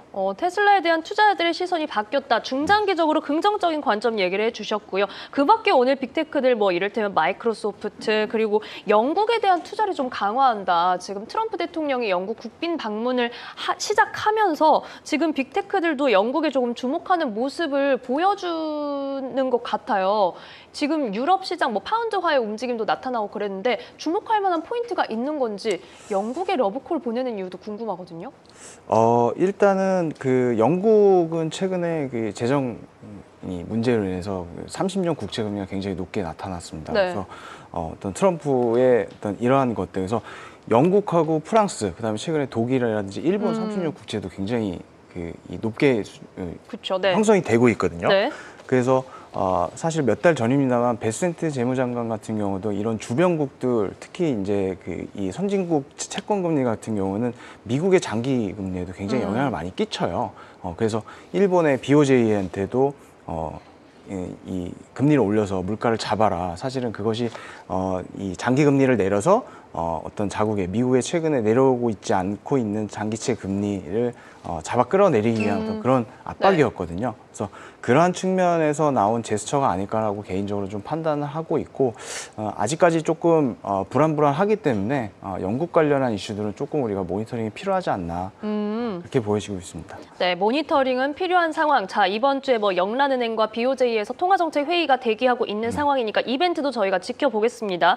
자, 저희가 앞서 FOMC 시나리오에 대해서 얘기를 해주실 때 이제 달러 약세 기조로 계속해서 가고 있는데 반면 유로화가 뭐 4년 만에 최고 강세, 좀 대조적으로 이런 흐름을 보이고 있더라고요. 이 부분은 좀 채권 시장에는 어떻게 영향 미칠까요? 유로화가 최근에 강세를 보이고 있는 이유는 사실은 이 외환 시장은 통화라는 것은 항상 우리가 이야기할 때 이종 통화를 얘기하잖아요. 그래서 유로화 강세는 유로존 지난번에 저희 22 통화정책 회의 때도 제가 말씀드렸다시피 지금 유로존은 어떤 금리 인하의 한 사이클이 끝났습니다. 그래서 라가르드 총재가 어떤 물가 목표치가 본인 20에서 설정한 물가 목표치에 도달하지 않더라도 향후 2년 동안에는 어떤 금리 인하에 대한 일정이 없다. 그렇죠. 약간 완료 신호를 강한 언저로 얘기를 했거든요. 사실 이러한 부분들은 유로의 상승 원인이 되고요. 이와 반대로 지금 미국은 금리 인하 사이클이 이제 시작되는. 그렇죠. 그래서 반대편에 있는 통화인 달러 같은 경우는 이제 시작되는 흐름이기 때문에 이런 어떤 이 시기적인 부분들이 맞물리면서 유로화 강세가 나타나고 있지 않나.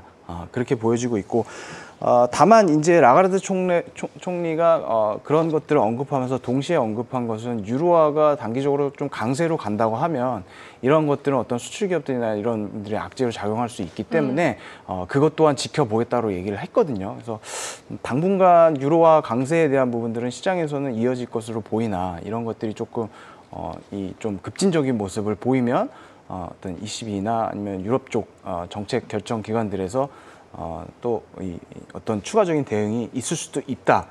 그렇게 그 정도로 보고 있습니다. 네, 유로화 강세가 이어질 수 있지만 이 안에서도 ECB에서도 진단에 대한 필요성을 가지고 있다라는 점. 자, 그러면 지금 채권 이야기 이어지니까 계속해서 그냥 여쭤볼게요. 20년물 국채 입찰 수요가 좀 견조하게 나타났다. 간밤에 이런 내용도 전해졌더라고요.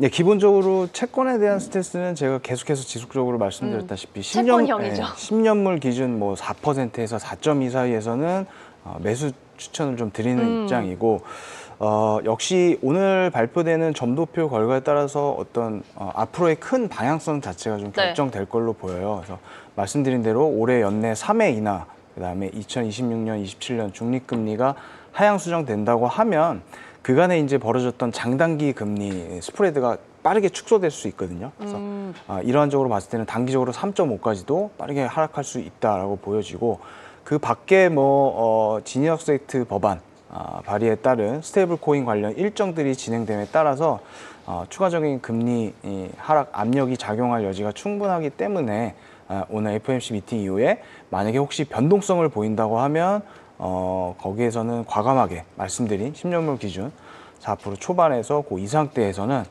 과감하게 한번 신규 진입을 하시거나 비중 확대를 해보시기를 좀 추천드리고 싶습니다. 다시 한번 이 채권에 대한 투자 포인트는 좀 강조를 해주셨습니다. 저희 파트너님 나오실 때 채팅창에서 골드형 등장하십니다라고 했다가 채팅창에서 아니 금 말고 채권이 1순위라고 하시면서 이제 또 이 파트너님의 투자 전략에 대해서 같이 좀 호응을 해주고 계신데 다시 한번 채권에 대한 긍정적인 시각 강조해 주셨고요. 그렇다면 이제 2순위 항상 하방 경직성을 강조해 주셨던 금과 관련해서 금 선물이 또 한 번 또 최고치를 기록했는데 이젠 시선을 넓혀서 금 채굴 기업도 봐야 되나 뭐 이런 이야기들도 있더라고요. 사실 최근에 상승세가 너무 가팔라서 좀 당황스럽긴 합니다만 말씀드렸다시피 국제 금값 같은 경우는 여러 가지 현재 시장 여건들이 작용하면서 탄탄한 가격을 지탱해주고 있습니다. 그래서 당분간은 이런 흐름이 유지될 걸로 보이고 있는데 먼저 지난해부터 금값 상승을 가장 크게 견인했었던 그 신흥국들을 중심으로 한 공격적인 금 매입, 이게 이제 사실은 미국의 어떤 제재 회피라든지 자국 통화에 대한 안정을 위해서 외환 보유고를 좀 다변화하겠다는 목적이 좀 중심이었거든요. 근데 이러한 흐름들이 현재도 견조하게 이어지고 있습니다. 각국의 중앙은행들이 계속해서 금 매입을 하고 있거든요. 그래서 이러한 것들이 견조하게 유지되고 있다는 거. 그리고 무엇보다도 전 세계적으로 지금 물가 급등에 대비한 인플레이션 해지의 수단으로서 금이 지금 각광을 계속해서 받고 있고, 또 금리는 인하는 하고 있대. 미국 중심으로. 네. 물가는 잡히지 않으면서 실질 금리가 더욱 하락하는.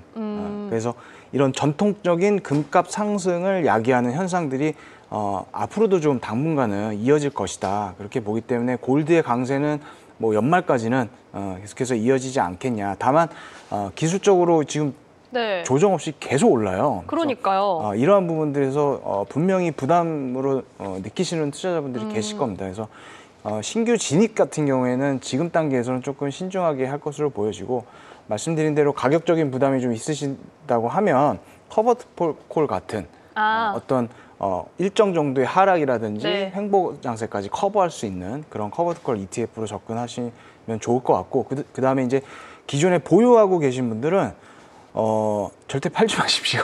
추세가 잘 진행되어 있기 때문에 이 상황에서 굳이 지금 차익 실현할 이유는 없어 보인다. 네. 근데 파는 날이 올까 싶은 정도의 오름세기도 해요. 네.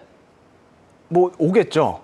이익 실현을 해야 되고 차익 실현하는 날은 오겠지만, 네. 지금 상황에서는 굳이 이렇게 잘 가고 있는 거를 미리 많이 올랐다는 이유만으로 미리 이제 차익 실현하는 거는 제가 별로 좋아하지 않거든요. 그래서 그거는 아직까지는 뭐 네. 아직 더 추세가 남아 있을 수 있으니까 계속해서 보유를 하시면 좋겠다. 아직은 수익 실현 시점은 아니다. 그걸 네네네. 고민할 필요는 없다. 뭐 말씀해 주신 대로 저희가 지금 금 관련 ETF들 좀 살펴봤는데, GLD죠. 스파이더 골드 쉐어즈는 정말 또 한 번 신고가를 네네. 경신을 했고, 그 기울기가 정말 가파르다라는 얘기를 해주셨잖아요. 그래서 저희가 이제 채굴 기업까지도 봤던 건데, 채굴 기업 뭐 뉴먼트나 이런 기업들을 포함하고 있는 ETF는 그래도 조금 더 완만한 흐름은 있기는 하더라고요. 저도 안 그래도 어제서 네. 살펴봤는데, 완만한 기울기를 가지고, 그러니까 국제 금값을 기준으로 더 올라간 ETF들도 있습니다. 워낙 골드 관련한 ETF들이 네. 많기 때문에. 그래서 ETF가 됐던, 아니면 뭐 현물이 됐던, 뭐 좀 공격적인 분들은 선물이 됐던, 이런 것들은 사실은 이 본인의 어떤 그 투자 성향, 리스크 성향에 따라서 취사 선택하시면 될 것 같고, 어떤 이런 이 같은 금이라는 카테고리 안에서의 뭐 차별성이 크게 나타나고 있지는 않기 때문에 어떤 이 ETF라든지 아니면 네. 현물이라든지 선물이라든지 이러한 것들은 본인의 투자 성향이라든지 아니면 이런 자금의 성격, 이런 거에 따라서 자유롭게 선택하시면 될 것 같습니다. 네, 금을 키워드로 한다면 그 안에서 나의 투자 성향을 잘 이해하고 상품을 좀 모색해보자라는 이야기도 해주셨습니다. 자, 이번에는 지금 개별 기업 그리고 미중 무역 협상과 관련된 내용을 좀 보고 싶은데요. 우선은 뭐 틱톡 매각 최종 합의가 기대감이 올라오고 있는 상황에서 여기에 오라클이 또 관련 소식으로 한번 모멘텀을 가져가는 것 같더라고요. 맞습니다. 오라클에 대한 평가 한 말씀 부탁드릴게요. 맞습니다. 어저께 그다음에 어저께 어떤 오라클의 상승은 말씀하셨다시피 틱톡 이슈, 그래서 오라클을 중심으로 컨소시엄이 형성돼서 그 컨소시엄이 어떤 지분을 인수하는 형태로 진행될 것이다. 이러한 부분들이 좀 긍정적으로 작용을 했던 것 같고, 무엇보다 이번에 어떤 레벨업을 했던 가장 큰 이유는 지난 2분기 실적 발표에서 그 RPO 대규모 증가로 네. 향후 매출 에 대한 어떤 가시성이 확보가 되면서 소위 수주 잔고. 그렇죠. 네. 안정적인 성장 기반이 마련됐다. 뭐 이러한 평가가 이제 가장 주가 될 것 같고요.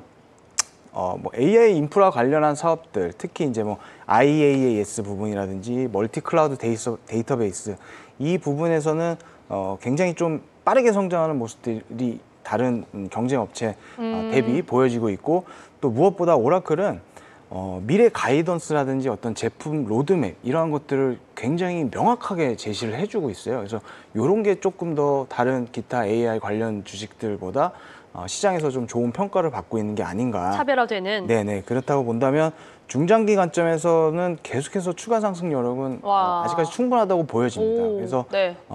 계속해서 모아가는 전략을 가져가셔야 될 것 같은데, 다만 이제 요 오라클 같은 경우도 네. 올드처럼 현재 주가가 좀 가파르게 그러니까요. 올라갔죠. 그래서 일부 기대를 과도하게 반영했을 가능성이 있고, 그다음에 기술주다 보니까, 그다음에 클라우드 관련주다 보니까 어떤 금리라든지 네. 어떤 이런 경기 상황들에 좀 민감하게 반응을 할 수가 있어요. 그래서 이러한 것들을 고려를 했을 때 제가 뭐 소위 예전에 밀림의 사자라고 밀리면 이제 사야 된다 뭐 그런 얘기들을 하곤 했었는데 어쨌든 조정을 보일 때마다 분할로 진입을 해서 다소 좀 얘는 단기적인 관점보다는 중장기적인 관점에서 끌고 갔으면 좋겠다.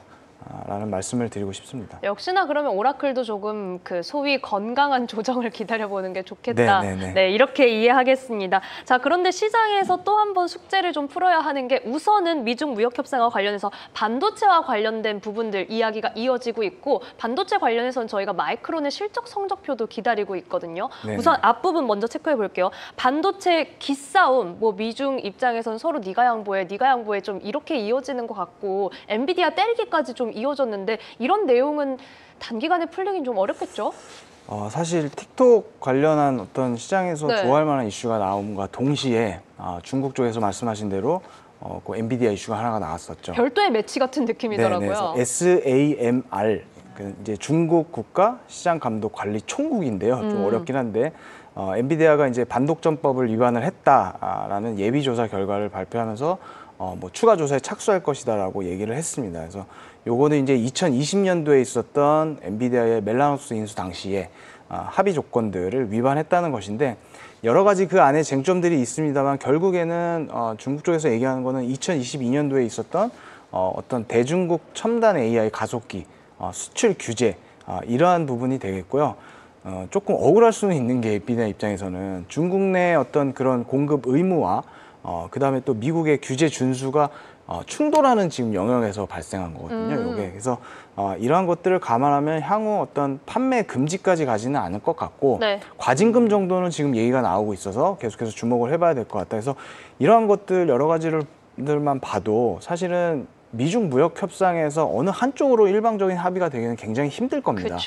그거는 사실은 트럼프 1기 행정부 때도 실패를 하면서 우리가 좀 설레도로 찾아볼 수가 있고 근데 이제 제가 개인적으로 판단할 때는 트럼프 행정부 입장에서는 어쨌든 올해 상반기 관세 해방의 날 이후로 중국을 어떤 최상단에 둔 상태에서 주요국들을 통해서 대중국 제재가 들어갔죠. 대중국 제재를 들어가고 동시에 유럽이라든지 일본이라든지 어떤 이런 기타 주요국들과의 관세 협정을 어느 정도 결과를 지금 도출해 냈기 때문에 소기의 목적을 달성했다라고 보고 싶고 그렇기 때문에 이번에 다시 뭐 지난 4월 달처럼 혹은 금융시장에 크게 어떤 이 영향을 끼칠 만한 어떤 미중 무역 협상 간의 내용들은 당분간 나오기 힘들다. 만약에 그런 이슈들이 나온다고 하면 시기상으로는 11월 달에 이제 한국에서 개최가 되는 에이펙 정상회담 정도? 그 정도에서는 뭐 이런 관련 이슈들이 나오면서 시장에 영향을 줄 수는 있겠죠. 그러니까 우리 투자자들 입장에서는 사실 이러한 것들이 영향을 주냐 안 주냐가 중요하잖아요. 그렇죠. 주식 종목들에.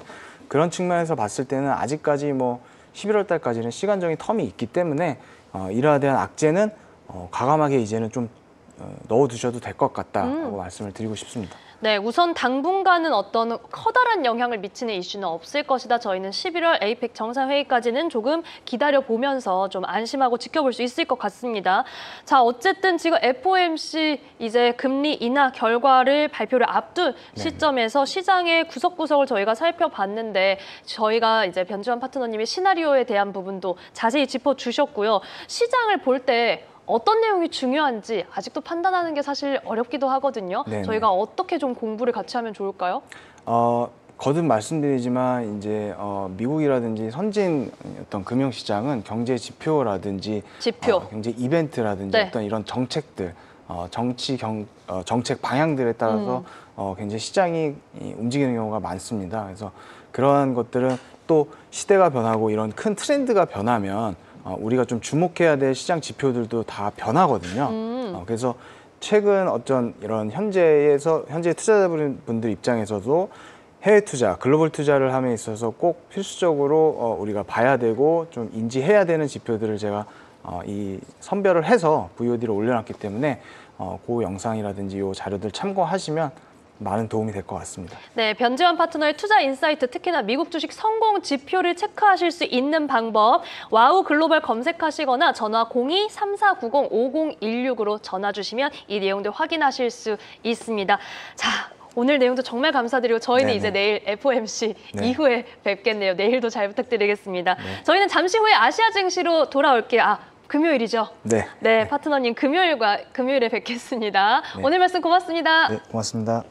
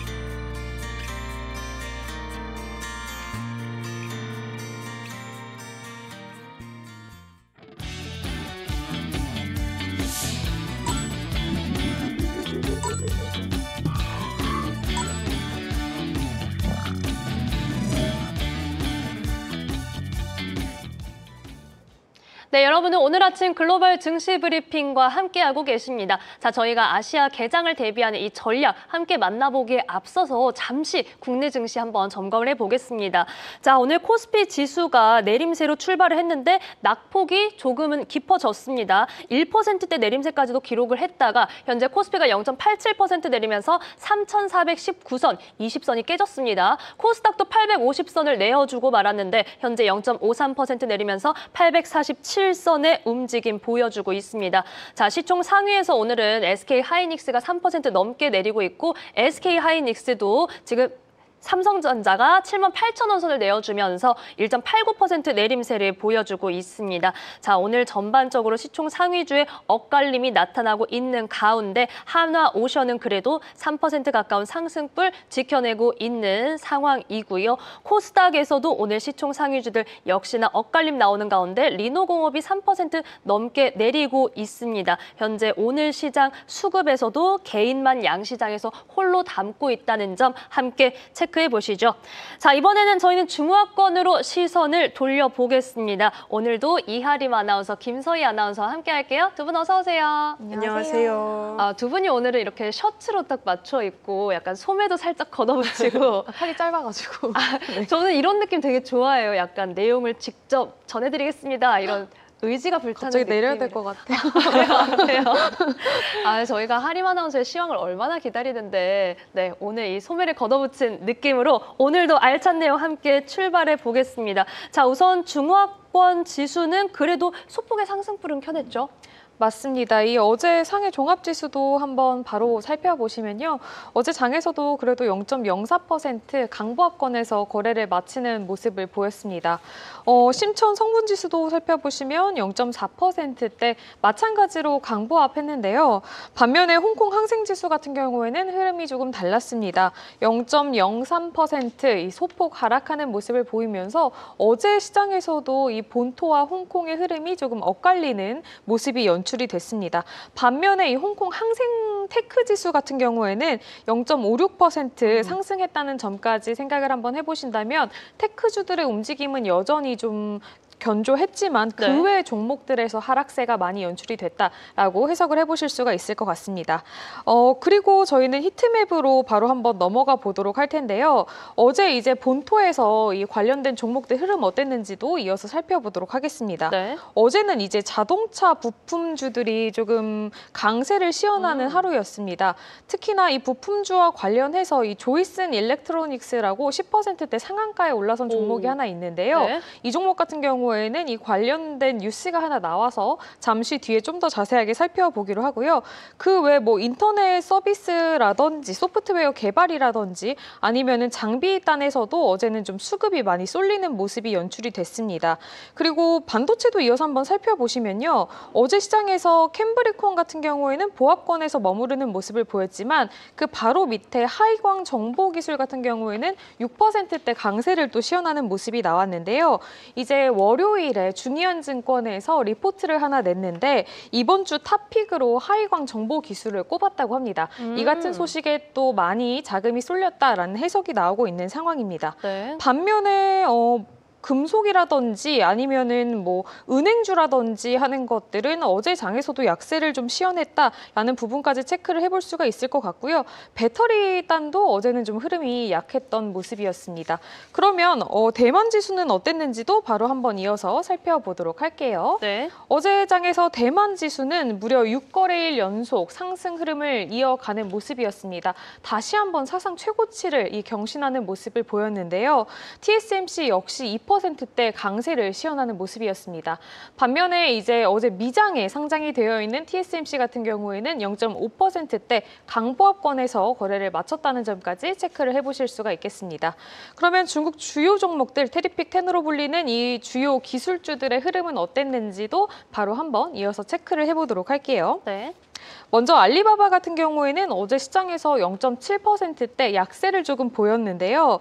이 블룸버그 통신에 따르면 알리바바의 마윈 회장이 이제 2019년도부터 경영 일선에서 좀 물러나 있었거든요. 그렇죠. 그 정부의 미움을 좀 받았다라는 이야기가 많이 들려왔었는데 최근 들어서 경영 일선에 복귀했다는 소식이 들려오고 있다고 합니다. 과연 앞으로의 행보는 어떨지, 주가에 어떠한 영향을 미칠지도 계속해서 체크를 해보시면 좋을 것 같고요. 메이투안 같은 경우에는 어제 시장에서 3%대 강세를 좀 보였는데요. 이 메이투안이 해외 음식 배달 브랜드도 가지고 있습니다. 케타라고 하는데 케타가 쿠웨이트에 본격적으로 진출했다는 소식이 이제 어제 장에서 전해졌습니다. 그 외에도 이제 본토에서 홍콩으로 쏠리는 남향 자금이 이 메이투안에 많이 몰렸다고 하니까요. 이런 부분들도 체크를 좀 해보실 수가 있겠습니다. 징동닷컴 같은 경우에는 반면에 1%대 약세를 좀 보였는데요. 이 어제 징동닷컴의 창립자가 와인 시음회를 가졌는데 그 자리에서 했던 여러 가지 이야기들이 기사화가 많이 됐습니다. 네. 조금 눈여겨볼 만 이야기는 뭐가 있었냐면 최근 들어서 중국 내 이 호텔 업체들이 가격 경쟁을 너무나도 심화시키면서 피해를 보고 있다 이런 이야기를 많이 했는데요. 이런 부분들에 대해서 지적을 좀 하면서 자기는 새로운 모델을 도입할 것이다라는 계획도 내놨다고 합니다. 다만 그와 관련해서 자세한 방향성까지는 전해지지 않은 상태고요. 이 징동닷컴이 음식 배달 이런 쪽만 하는 게 아니라 올해 6월부터는 호텔과 여행 사업도 굉장히 본격적으로 열심히 하고 있는 상황이거든요. 특히나 고급화 브랜드로 이 포지셔닝을 하고 있는 상황이라고 하니까 시장 내에서 과연 입지를 어떻게 다져갈지도 계속해서 체크를 해보실 수가 있겠습니다. 다음 종목은 비아디인데요. 이 비아디는 어제 시장에서도 1%대 상승부를 좀 켜냈습니다. 이제 항저우에서 비아디의 이버스 플랫폼 3.0 출시와 관련된 기자회견이 또 열렸다고 하는데요. 3세대 전기버스 기술 플랫폼과 관련해서 여러 가지 이야기가 좀 나왔다고 합니다. 이 전기버스 시장에서 비아디의 점유율은 앞으로 어떨지도 좀 계속해서 주목을 해보시면 좋을 것 같고 지리자동차로 바로 한번 넘어가 보도록 할게요. 지리자동차 같은 경우에는 어제 시장에서 3%대 강세를 보였습니다. 이제 자사의 프리미엄 브랜드로 가지고 있었던 지커와의 합병을 계속해서 추진하고 있다는 소식을 얼마 전에 전해드렸었는데 이제 그저께 주주들이 거의 다 만장일치로 이 사안에 대해서 찬성을 하면서 합병이 승인이 난 상태라고 하고요. 이제 지커는 완전히 지리자동차의 자회사가 될 예정이라고 합니다. 또 관련된 소식이 있으면 금방 팔로우업을 해서 가지고 오도록 할게요. 네. 텐센트 같은 경우에는 어제 시장에서 주가의 움직임은 좀 약한 모습을 보이긴 했습니다. 강보합권에서 거래 마쳤는데요. 반면에 뉴스는 좀 여러 가지가 나왔습니다. 이 텐센트 글로벌 디지털 생태 컨퍼런스가 이 심천에서 개최가 됐는데요. 수석 부사장이 이 자리에서 여러 가지 이야기를 좀 내놨습니다. 일단은 지난 3년간 텐센트 클라우드의 국제 비즈니스가 2자릿수 성장률을 보였다는 점도 언급을 했다고 하고요. 앞으로 이 텐센트 클라우드가 사우디아라비아와 오사카를 비롯해서 세계 여러 지역에 데이터 센터를 건립해서 관련된 인프라를 확장시키겠다라는 계획까지도 전했다고 합니다. 반면에 뭐 알리바바나 바이두와 같이 자체적인 칩을 제조할 계획이 있느냐라는 질문에 그런 생각은 없다라고 딱 잘라서 이야기를 했다고 하고요. 오히려 그냥 반도체 제조사들이랑 협력을 해서 소프트웨어가 최적으로 작동을 할 수 있도록 긴밀히 조정을 할 예정이라고 전했다고 합니다. 관련된 소식들이 또 나오면 눈여겨보시면 좋겠고요. 샤오미 같은 경우에는 어제 시장에서 광보합 그리고 바이두도 이어서 바로 한번 살펴보도록 하겠습니다. 바이두 역시 어제 시장에서는 소폭 오름세 보이면서 거래를 마쳤습니다. 네디즈 같은 경우에도 어제 시장에서는 1%대 그래도 강세를 시연했고요. 네. 마지막 종목인 SMIC 같은 경우에는 강보합권에서 장 마감을 했습니다. 주요 지수들 움직임 어떻게 됐는지도 바로 한번 살펴보시면요. 네. 대형주 벤치마크 지수죠. CSI 300 지수 어제 시장에서는 소폭 빠지면서 약보합권에서 거래를 마쳤습니다. 반면에 기술주 중심인 차이넥스트 지수 같은 경우에는 0.6%대 오름세를 보였고요.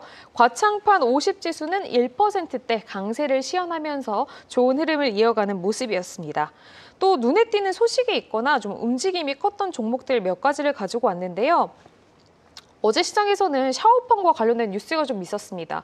주가 움직임이 사실 그렇게 크지는 않았거든요. 0.7%대 오름세로 거래를 마쳤는데 이제 샤오펑 같은 경우에는 블룸버그 통신에서 보도가 나왔습니다. 오스트리아 자동차 제조사인 마그나슈타이어와 제휴를 맺고 이 유럽에서 첫 생산 라인을 갖췄다는 소식이었는데요. 전기차 모델 G6와 G9의 초도 물량이 이미 제작에 들어간 상황이라고 합니다. 최근 들어서 중국 자동차 회사들이 이 관세를 피하기 위해서 유럽 내 생산 라인을 구축하는 데 공을 많이 들이고 있는데요. 샤오펑도 그러한 소식을 내놨다는 점 한번 주목을 해보시면 좋을 것 같고 앞으로의 주가 흐름 어떨지도 계속해서 좀 체크를 해보셔야겠습니다. 그리고 균승전자도 한번 살펴봐야 될 텐데요. 네. 이 균승전자는 상해 후광통에 지금 있는 종목인데 저희가 HTS에서 되게 다양한 이름으로 들어가 있잖아요. 그쵸. 여러 가지 종목명으로 들어가 있기도 하고 이게 또 외국인 매매가 되냐 안 되냐에 따라서 이 HTS에서 볼 수 있는 종목들이 좀 달라요. 그래서 이거는 제가 다른 HTS에서 가지고 왔는데 균승전자는 저희가 이제 균승전자라고 부르기도 하고요. 아니면 닝보 조이슨 그룹이라고도 부르기도 하고요. 아니면 그냥 조이슨 일렉트로닉스라고 부르기도 합니다. 정말 이름이 많네요. 굉장히 다양하고 맥락이 좀 없어요. 균승이랑 닝보가 무슨 이 연관성이 있는지 잘 모르겠어서 네. 이 티커 코드가 이제 600699라고 아하. 하거든요. 상해 후광통인데 외국인 매매가 되는 이 종목이다 보니까 그냥 이 코드 번호로 네. 기억을 해주시는 게 조금 더 편하실 것 같습니다. 이 균승전자 같은 경우에는 자동차 부품주인데요. 어제 시장에서 10%대 상한가에 도달을 했습니다. 이 상해 메인보드에 지금 상장이 되어 있는 종목들 같은 경우에는 10%가 상한가거든요. 그쵸. 그래서 어제 시장에서 상한가를 딱 쳤는데 최근 들어서 대형 전기차 업체들 어딘지는 밝혀지지 않았는데 대형 전기차 업체 두 곳과 이 신규 주문 계약을 맺었다는 소식이 전해졌습니다. 그 규모가 150억 위안이라고 하는데 150억 위안이면 우리 돈으로 2조 8천억 원 정도 되는 엄청난 규모거든요. 네. 이 같은 소식에 어제 시장에서 이 수급이 많이 쏠렸다라는 해석이 나오고 있다고 하고요. 종목 마지막으로 하나만 더 살펴보시자면 마지막 종목은 부삼제약입니다. 저희는 복삼 약업으로도 또 올라가 있는 종목인데요. 마찬가지로 종목 코드 01652 이렇게 좀 기억을 해보시는 편이 좋을 것 같고요. 어제 시장에서 무려 367%대 엄청난 흐름이 연출이 됐습니다. 그 전날 저녁에 이제 뭐 연구 개발과 관련해서 국가의약품감독관리국의 이 시판 신청이 승인이 나왔다라는 소식이 전해지기는 했거든요. 이게 이제 제2형 당뇨병 환자의 혈당 조절용 제품이다라는 소식까지도 함께 나왔는데 문제는 뭐냐면 물론 호재가 있었던 거는 맞지만 300% 가는 게 사실은 그러니까요. 진짜 말도 안 되는 와. 움직임이잖아요. 이게 보시면 알겠지만 굉장히 작아요. 금액이 작아요. 1점 몇 위안이고 시총 자체가 우리 돈으로 계산을 해봤을 때 2천 몇백억 원이거든요. 네. 이 우리나라에서는 한 1,000억 원 미만이면 스몰캡이다라고 얘기를 하는데 그쵸. 중국 같은 경우에는 규모가 훨씬 더 크다 보니까 홍콩 시장 기준으로는 한 3,000억 원대까지는 스몰캡이다라고 보시는 기준이 아무래도 일반적이고 뭐 상해라든지 본토 같은 경우에는 2조 원까지도 스몰캡으로 좀 본다고 그래요? 하더라고요. 그래서 투자를 하실 때 과연 이 종목의 시총이 얼마인가, 내가 이게 들어가도 괜찮은 종목인가까지도 한번 체크를 해보시면 좋을 것 같습니다. 오늘 정말 알찬 정보들 많이 전해주셨습니다. 아무래도 당연히 저희가 중화권 증시에 투자를 할 때도 특히나 홍콩은 지금 상한가도 없기 때문에 맞아요. 시총에 대한 부분은 정말 꼼꼼하게 체크를 해야 되고 스몰캡의 기준이 우리가 생각했던 것과는 조금 다를 수 있다. 좀 더 엄격하게 생각해야 한다라는 부분. 복삼 약업, 부삼 제약을 통해서 저희가 한번 살펴봤고 앞서 균승전자 600, 699 이 종목 코드까지도 저희 하림 아나운서가 전해드렸습니다. 춘소님께서 이제는 T10도 꽤 귀에 읽는다라고 하시면서 이 중화권 증시에 대한 접근성은 곧 아장팀이다. 이렇게 또 얘기를 해주셨습니다. 와, 박수. 우리 아장팀은 박수도 너무 소중하게. 정말요? 작게. 다른 팀은 뭐 이렇게 크게 치나요? 조금 다르긴 한데 정말요? 더 크게. 좀 더 귀여운 소리 들어갈까 봐 무음으로 이렇게 치고 있었는데. 나오고 있습니다. 오늘도 이 알찬 시간 정말 고맙습니다. 또 저는 하림 씨 이야기 들으면서 앞서 징동닷컴 호텔 가격 경쟁 얘기 들으니까 저희 그 다음 시간대 방송에 중국 출장에 숙소비 맞아요. 얘기해 주시는 맞아요. 분 계시지 않았나요? 맞아요. 다녀오셨나요? 저희가 아직 그분을 못 뵀는데 다녀오시면 제가 꼭 과연 얼마였는지 추가금 없었는지 확인을 그러니까요. 해보고 또 네. 여기 와가지고 소식을 전해드릴게요. 저희가 중국 안에서 이 호텔 업계와 관련된 내용도 꼭 체크를 해보겠습니다. 고맙습니다. 자, 이번에는 김서희 아나운서와 함께 저희는 이슈 확인해 볼 텐데 시장의 분위기가 그래도 좋은 분위기가 조금은 이어졌지만 업종별로 희비교차는 확실히 좀 나타나고 있는 것 같아요. 그렇죠? 그렇습니다. 어제 중국 증시가 굉장히 좋았는데요. 다시 한번 분위기가 살아났습니다. 투자 심리의 바로미터인 이 신용잔고가 전일 대비 183억 위안이나 늘면서 사상 최고치인 2조 3,454억 위안을 기록했습니다. 돈이 다시 풀리고 있다는 신호란 이 시장에서는 자금이 돌아온다는 기대가 커지고 있습니다. 이 덕분인지 차이넥스트 지수가 0.68% 오르면서 반등에 성공했습니다. 특히 로봇 관련주가 폭발적으로 올랐는데요. 산화지능제어 제가 한번 보여드리겠습니다. 네. 산화지능제어와 그리고 쌍환전송 이게 상한가를 찍었고요. 또 슈퍼컴퓨팅 관련주인 인스퍼, 방금 말씀해 주셨던 하이광 정보도 장중 최고가를 경신했습니다. 그중에서 제가 말씀드린 로봇 관련주 산화지능제어 한번 보고 가도록 하겠습니다. 어제 장에서는 0.68% 상승으로 마감을 한 모습이고요. 강보합 마감했습니다. 로봇 관련주가 전체적으로 올랐는데 함께 주목을 받고 있는 모습이고요. 최근 중국이 산업용 로봇 설치 수요가 전 세계에서 가장 빠르게 늘고 있어가지고 이런 주가 움직임에도 힘이 실리고 있는 모습입니다. 하지만 중화권 증시가 전반이 좋았던 건 아니라고 말씀을 드렸는데요. 어제 홍콩에선요, 제가 또 띄워드릴 건데 야오지의 안캉, 트랜스테라라는 이 종목이요. 저희 얘기했었잖아요, 그죠? 맞습니다. 네, 장 초반에 60% 이상 폭등을 했다가 오후엔 다시 50% 넘게 급락하는 롤러코스터를 탔습니다. 네, 이 함께 흐름을 보시면 정말 그저께, 이게 그저께가 안 보이네요. 네. 최근에 저희 방송에서 좀 거론이 됐던 것 같아요. 맞아요. 그렇습니다. 그 행세가 한번 연출이 됐었는데 보세요. 이게 홍콩은 이렇게 지금 변동성이 너무 커서 특히나 제약바이오 같은 업종들은 들어가실 때 진짜 유의를 많이 하셔야 됩니다. 맞습니다. 이 업종도 조금 리스크가 있을 수 있는데 시장에 대한 부분도 변동성 정말 중요한 포인트가 되겠네요. 맞습니다. 그래서 여기서 회사에서 공시를 내고 자기들도 이상 변동 원인을 모르겠다라고 대답을 했는데요. 네. 투자자들 입장에서 너무 알고 싶을 것 같습니다. 그렇죠. 네, 제가 만약에 이 야오지 안캉을 샀다가 올랐는데 못 팔아버렸어요. 그러면 저 너무 서운할 것 같거든요. 진짜 서운할 것 같아요. 네. 그런데 명확한 이유는 뭔지 밝혀지지 않은 상태다. 네. 중국 증시가 전반적으로 신용잔고가 늘면서 돈은 모이고 있고요. 로봇 같은 성장주가 계속해서 돈을 이끌고 있는데요. 방금 보신 제약주처럼 급등락도 있는 만큼 분위기에 휩쓸리기보다는 업종별 흐름을 나눠서 지켜보셔야 할 것 같습니다. 오늘 내용은 전반적으로 또 저희에게 투자자로서의 교훈을 확실히 주는 것 같습니다. 더군다나 중화권 증시는 이제 막 투자해볼까라고 알아보고 계시고 저희와 함께 공부하시는 분들도 많기 때문에 오늘은 이렇게 변동성에 대한 부분도 함께 짚어드렸고 그래도 로봇 섹터 여전히 강한 상황입니다. 자, 그 다음에는 지금 IPO 또 신인이 좀 기대가 되고 있네요? 그렇습니다. IPO 상장 소식이 또 들려왔는데요. 중국 민간 우주 기업 소식입니다. 이름도 독특한 웨이나 싱콩이라는 회사인데요. 직역을 하면 마이크로, 나노, 그리고 하늘이라는 뜻입니다. 이 회사가 9월 15일 중국 증권감독위원회 웹사이트에 IPO 사전 상담을 마친 상태고요. 아직 정식 상장은 아닌데 상장 절차에 본격적으로 들어갔다고 합니다. 네. 여기 기사를 함께 보면요. 제가 파란색으로 태그한 부분이 있습니다. 좀 읽어드릴게요. 微纳星空是我国最早一批聚焦卫星整研制的商业航天企业라고 되어 있습니다. 오, 멋있다. 진짜. 네. 진짜 나는 뜻이 뭐냐면요. 이 웨이나 싱콩이 국내에서 가장 먼저 위성 전체 개발에 집중한 상업 우주 기업이라고 하는 겁니다. 먼저 시작한 만큼 지금 선두로 달리고 있는 모습이고요. 네. 특히나 또 중국에서 처음으로 위성을 처음부터 끝까지 제작하는 기업입니다.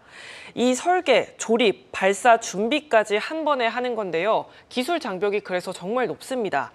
중국 내 고급 위성 제작 분야에서 대표 주자로 꼽히고 있고요. 중국은 또 규모가 큰 기업들이 정책의 지원을 받고 성장을 하거나 아예 국가의 내수를 꽉 잡고 있는 산업이면 국영 기업으로 운영되는 경우가 굉장히 많습니다. 그런데 이 우주라는 미래적인 산업을 하면서도 민간 기업입니다. 그래서 이게 참 개인적으로 대견하다고 생각합니다. 대견합니다, 진짜. 네, 따봉. 네 그렇습니다. 개그 욕심이 점점 늘어나시는 것 같아요. 집에서 연습해가지고 오시는 것 같아요. 네. 준비한 거 좀 티나나요? 약간 J인가요? P인가요? 저는 P인데 긴장이 너무 되니까 준비를 해요. 집에서 거울 보고 연습하시는 것 같아요. 이거 자꾸 포인트로 짚지 말아주시면. 서희 아나운서 대견합니다. 감사합니다. 네. 웨이나 싱콩 같은 사람입니다. 네. 아무튼 그동안 이만큼 또 주목할 만한 포인트가 있었던 만큼 투자금도 상당히 많이 들어왔습니다. 누적 20억 위안 이상, 기업 가치는 70억 위안을 넘어섰습니다. 지난 5월에는 8억 위안 규모의 위성 성좌 프로젝트까지 수주를 했는데요. 여러 개 위성을 띄워서 하나의 네트워크를 만드는 산업이라고 보시면 됩니다. 통신, 그리고 기상 관측, 내비게이션 등 활용 분야가 굉장히 넓기 때문에 시장에서 주목을 받고 있습니다. 결국 중요한 건요. 중국이 우주 산업을 더 이상 정부 주도만이 아니라 민간까지 확장을 하고 있다는 점입니다. 스페이스X 같은 이런 민간 기업이 중국에서도 키워내려고 하는 흐름이 뚜렷해지고 있다는 점도 주목해 보시면 좋을 것 같고요. 웨이나 싱콩 IPO가 본격화되면 중국 증시에서도 새로운 우주주 테마가 떠오를 수 있을 것 같습니다. 자, 우리 서희 아나운서 무협 고수 같다라고 채팅에 또 올라오기도 했는데 웨이나 싱콩 우리 서희 아나운서처럼 곧 증시에 데뷔를 하게 된다면 또 어떤 놀라운 모습을 보여줄지 기대해 보겠습니다. 자, 어제 저희가 에너지 관련해서 정책적인 내용을 좀 봤던 것 같은데 여기에 대해서 좀 더 볼 내용이 있죠? 네, 그렇습니다. 중국 정부가 12일에 2027년까지 1억 8천만 킬로와트 이상의 신규 에너지 저장 설비를 구축하겠다고 밝혔죠. 어제 저희가 CATL 주가가 급등한 사유를 설명하면서 이 정부 정책을 설명해 드렸습니다. 정책 자체를 어제 다뤘다면 오늘은 관련 종목들을 좀 볼 텐데요. 먼저 눈에 띄는 기업부터 설명해 드리겠습니다. 바로 양광전원입니다. 양광전원이고요. 이 회사는 태양광 발전소에 들어가는 핵심 장비를 만드는 기업이고요. 거기에 저장 장치까지 함께 묶어서 공급할 수 있는 회사입니다. 쉽게 말해서 태양광 발전 그리고 바로 저장이 가능한 이런 솔루션을 갖추고 있어서 정부가 저장 설비 확대에 힘을 실을수록 자연스럽게 수혜를 받을 수 있습니다. 해외 시장에서도 기술력이 꽤 알려져 있기 때문에 글로벌 수요도 좀 있을 것으로 예측이 됩니다. 지금 흐름을 보시면요. 어제 장중은 계속 상승을 하는 모습이었고요. 네. 2%대 상승으로 마감을 한 모습입니다. 양광전원에 이어서 또 다른 기업도 설명을 해드릴 텐데요. 다음은 EVE 에너지입니다. 여기 보시면 EVE 에너지이고요. 이름 그대로 배터리 회사인데요. ESS에 들어가는 리튬 배터리 셀을 전문적으로 만드는 회사입니다. 전기차 배터리로도 잘 알려져 있는데 이제는 저장 장치 시장이 굉장히 커지고 있기 때문에 그쪽 비중이 빠르게 늘어날 수도 있겠습니다. ESS는 얼마나 많은 배터리를 안정적으로 공급하느냐 이게 핵심이기 때문에 이런 배터리 배터리 전문 기업들은 성장 동력이 분명해 보입니다. CATL이 급등했던 사례처럼 정책 발표로 시장 기대감이 커졌는데요. 지금 이 두 기업은 ESS 산업 확장에서 가장 먼저 거론되는 수혜주로 꼽힙니다. 계속해서 장중 흐름도 주목해 보시면 좋을 것 같습니다. 네, ESS라는 키워드로 양광 전원 그리고 EV 에너지까지 살펴봤습니다. 자, 오늘도 이슈의 김서희 아나운서 그리고 시황의 이하림 아나운서 수고하셨습니다. 고맙습니다. 네, 저희는 이제 중화권 증시 개장을 대비하기 위해서 이제 개장 전략을 만나볼 순서인데요. 자, 우선 시황을 전반적으로 살펴봤을 때, 자, 저희가 뭐 지금까지 방송을 전해드리면서 지난주까지는 본토 증시와 홍콩 증시의 엇박자, 그래서 급등과 급락이 엇갈리는 흐름도 나타났었는데 어제는 조금 보합권에서 모두 거래를 마쳤습니다. 자, 이런 시장 내용 어떻게 진단하고 계실지, 그리고 오늘은 어떻게 대응해야 할지 홍콩 CSOP 자산운용 이재충 상무님 연결해 보겠습니다. 상무님 나와 계실까요? 네, 안녕하세요. 네, 반갑습니다. 상무님, 자, 어제 시장 조금은 주춤주춤하는 것 같더라고요. 어제 어떻게 보셨을까요? 어제 같은 경우에는 약간 방향성을 잃은 채 홍콩이 거래 대금도 줄었고 홍콩 항생지수 같은 경우에는 보합세로 마감을 했죠. 근데 사실 시장의 호재는 너무 많았었거든요. 왜냐면 뭐 트럼프랑 얘기하는 그 관세 관련해서 아니면은 네. 무역 관련된 진전이 있었고 거기에다가 그쵸. 소비 관련 기자회견 얘기도 있었고요. 그것들이 사실은 보면 오후장 끝나고 미국 시장에 반영이 됐다고 보시면 될 것 같아요. 그래서 지금 어제 오후장 같은 경우에는 ADR, 이제 이후부터 3시 이후부터 미국에 상장된 ADR이 굉장히 많이 폭넓게 올랐거든요. 그렇죠. 그래서 바이두라든가 아니면 알리바바, 그래서 그 어떻게 보면 시장의 호재들이 약간은, 그래서 시장 참여자들이 홍콩 시장 거래했을 때는 지금 어떻게 보면 이런 호재들이 있는데 한번 진단해보고 가보자, 뭐 이런 의견이었던 것 같아요. 그래서 보합세로 마감했는데 굉장히 좋은 뉴스들이 나오기 있기 때문에 제 생각에는 오늘장 어제도 말씀드렸지만 어제 보합을 마감했지만 오늘장 굉장히 좋게 상승할 거라고 보고 있습니다. 네, 상승 재료가 중화권 시각으로는 늦은 오후에 나왔기 때문에 오히려 미장에 반영됐고 오늘 반응할 수 있다라는 긍정적인 전망 얘기해 주셨습니다. 자, 이 가운데 그래도 로봇주는 계속해서 강한 모습 보이고 있는데 이 강세 이어질지도 궁금하거든요. 그렇죠. 로봇 섹터는 오후장에 굉장히 급등했거든요. 1.4% 전체적인 섹터가 급등했는데 일론 머스크가 금요일날 밤에 이제 옵티머스 관련해서 차세대 칩 개발을 논의할 것이라고 언급한 것이 또 영향을 미쳤는데 사실은 중국 로봇 관련 주가 상승, 유니트리, 뭐 일반적인 목적을 위해 학습하고 의사결정을 할 수 있는 뭐 새로운 오픈소스의 메달이다. 그러니까 계속해서 새로운 것들이 나오고 있기 때문에 저는 로봇 섹터 굉장히 긍정적으로 보고 있지만요. 다만 지금 굉장히 기대감에 많이 상승한 로봇 섹터잖아요. 그래서 지금 같은 경우에는 옥석을 좀 가려야 된다라고 보고 있고, 그리고 로봇 섹터 같은 경우에는 실제로 몇 대를 양산했다든가 아니면 어디에 납품했다든가 이런 것들이 가시적으로 나온 이후에 좀 더 어떻게 보면 안전하게 들어갈 수 있는 섹터라고 생각하고 있거든요. 그래서 지금 투자 시점에서는 어떻게 보면 기대감에 들어가는 것보다 물론 굉장히 장기적인 측면에서 들어가신다 그러면 큰 무리는 없겠지만 다만 그 장기적인 측면에서 어떤 종목을 선택할 것인가 굉장히 신중한 결정이 필요하다고 보고 있습니다.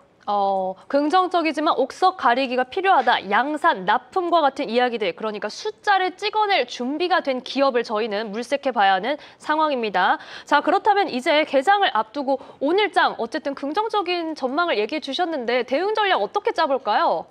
제 생각에는 본토, 그다음에 아니면 홍콩 쪽 전반적으로 굉장히 좋다라고 보고 있고요. 특히 테크주 같은 경우에는 어제 바이두라든가 아니면은 대형 인터넷 기업들이 굉장히 크게 상승을 했기 때문에 그게 그 홍콩장에 반영을 될 것이라고 보고 있어요. 그리고 사실은 제가 오늘 오후 3시에 예정된 기자회견이라고 말씀드렸죠. 내수 소비 관련해가지고. 근데 이제 기자회견 같은 경우에는 제가 선호하는 포맷이 아니었던 게 왜냐하면 기자회견을 한다고 기대감을 띄웠다가 기자회견 당시에는 아무 얘기 없었는데 어제 저녁에 중국 국무위에서 발표를 했어요. 서비스 촉진에서 그쵸. 19가지 조치를 발표했거든요. 네. 그리고 사실 오늘 오후에 기자회견은 그거에 대한 부연 설명이라든가 아니면은 질의응답 형태가 될 거기 때문에 어떻게 보면 중국이 학습 효과로 조금은 그 발표 방식에서 세련돼졌다라고 말씀드릴게요.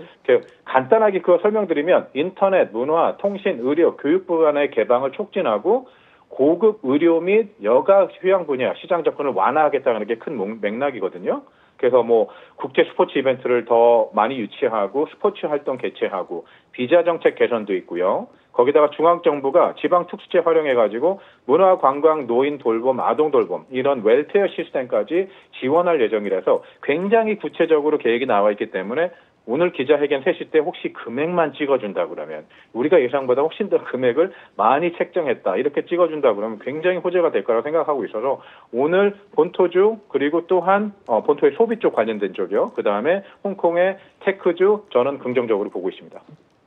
네, 본토주 소비 관련 그리고 홍콩에서는 테크주 긍정적인 관점 또한 어제 오후에 발표됐던 서비스 소비 확대 조치에 대해서 오늘 기자회견에 대해서는 이런 구체적인 디테일들이 좀 더 더해질 것이다 라는 이야기까지 해주셨습니다. 자, 오늘 상무님 말씀대로 좀 긍정적인 흐름 기대해 보겠습니다. 오늘 말씀 고맙습니다. 홍콩 CSOP 자산운용 이재충 상무님과 함께했습니다. 고맙습니다.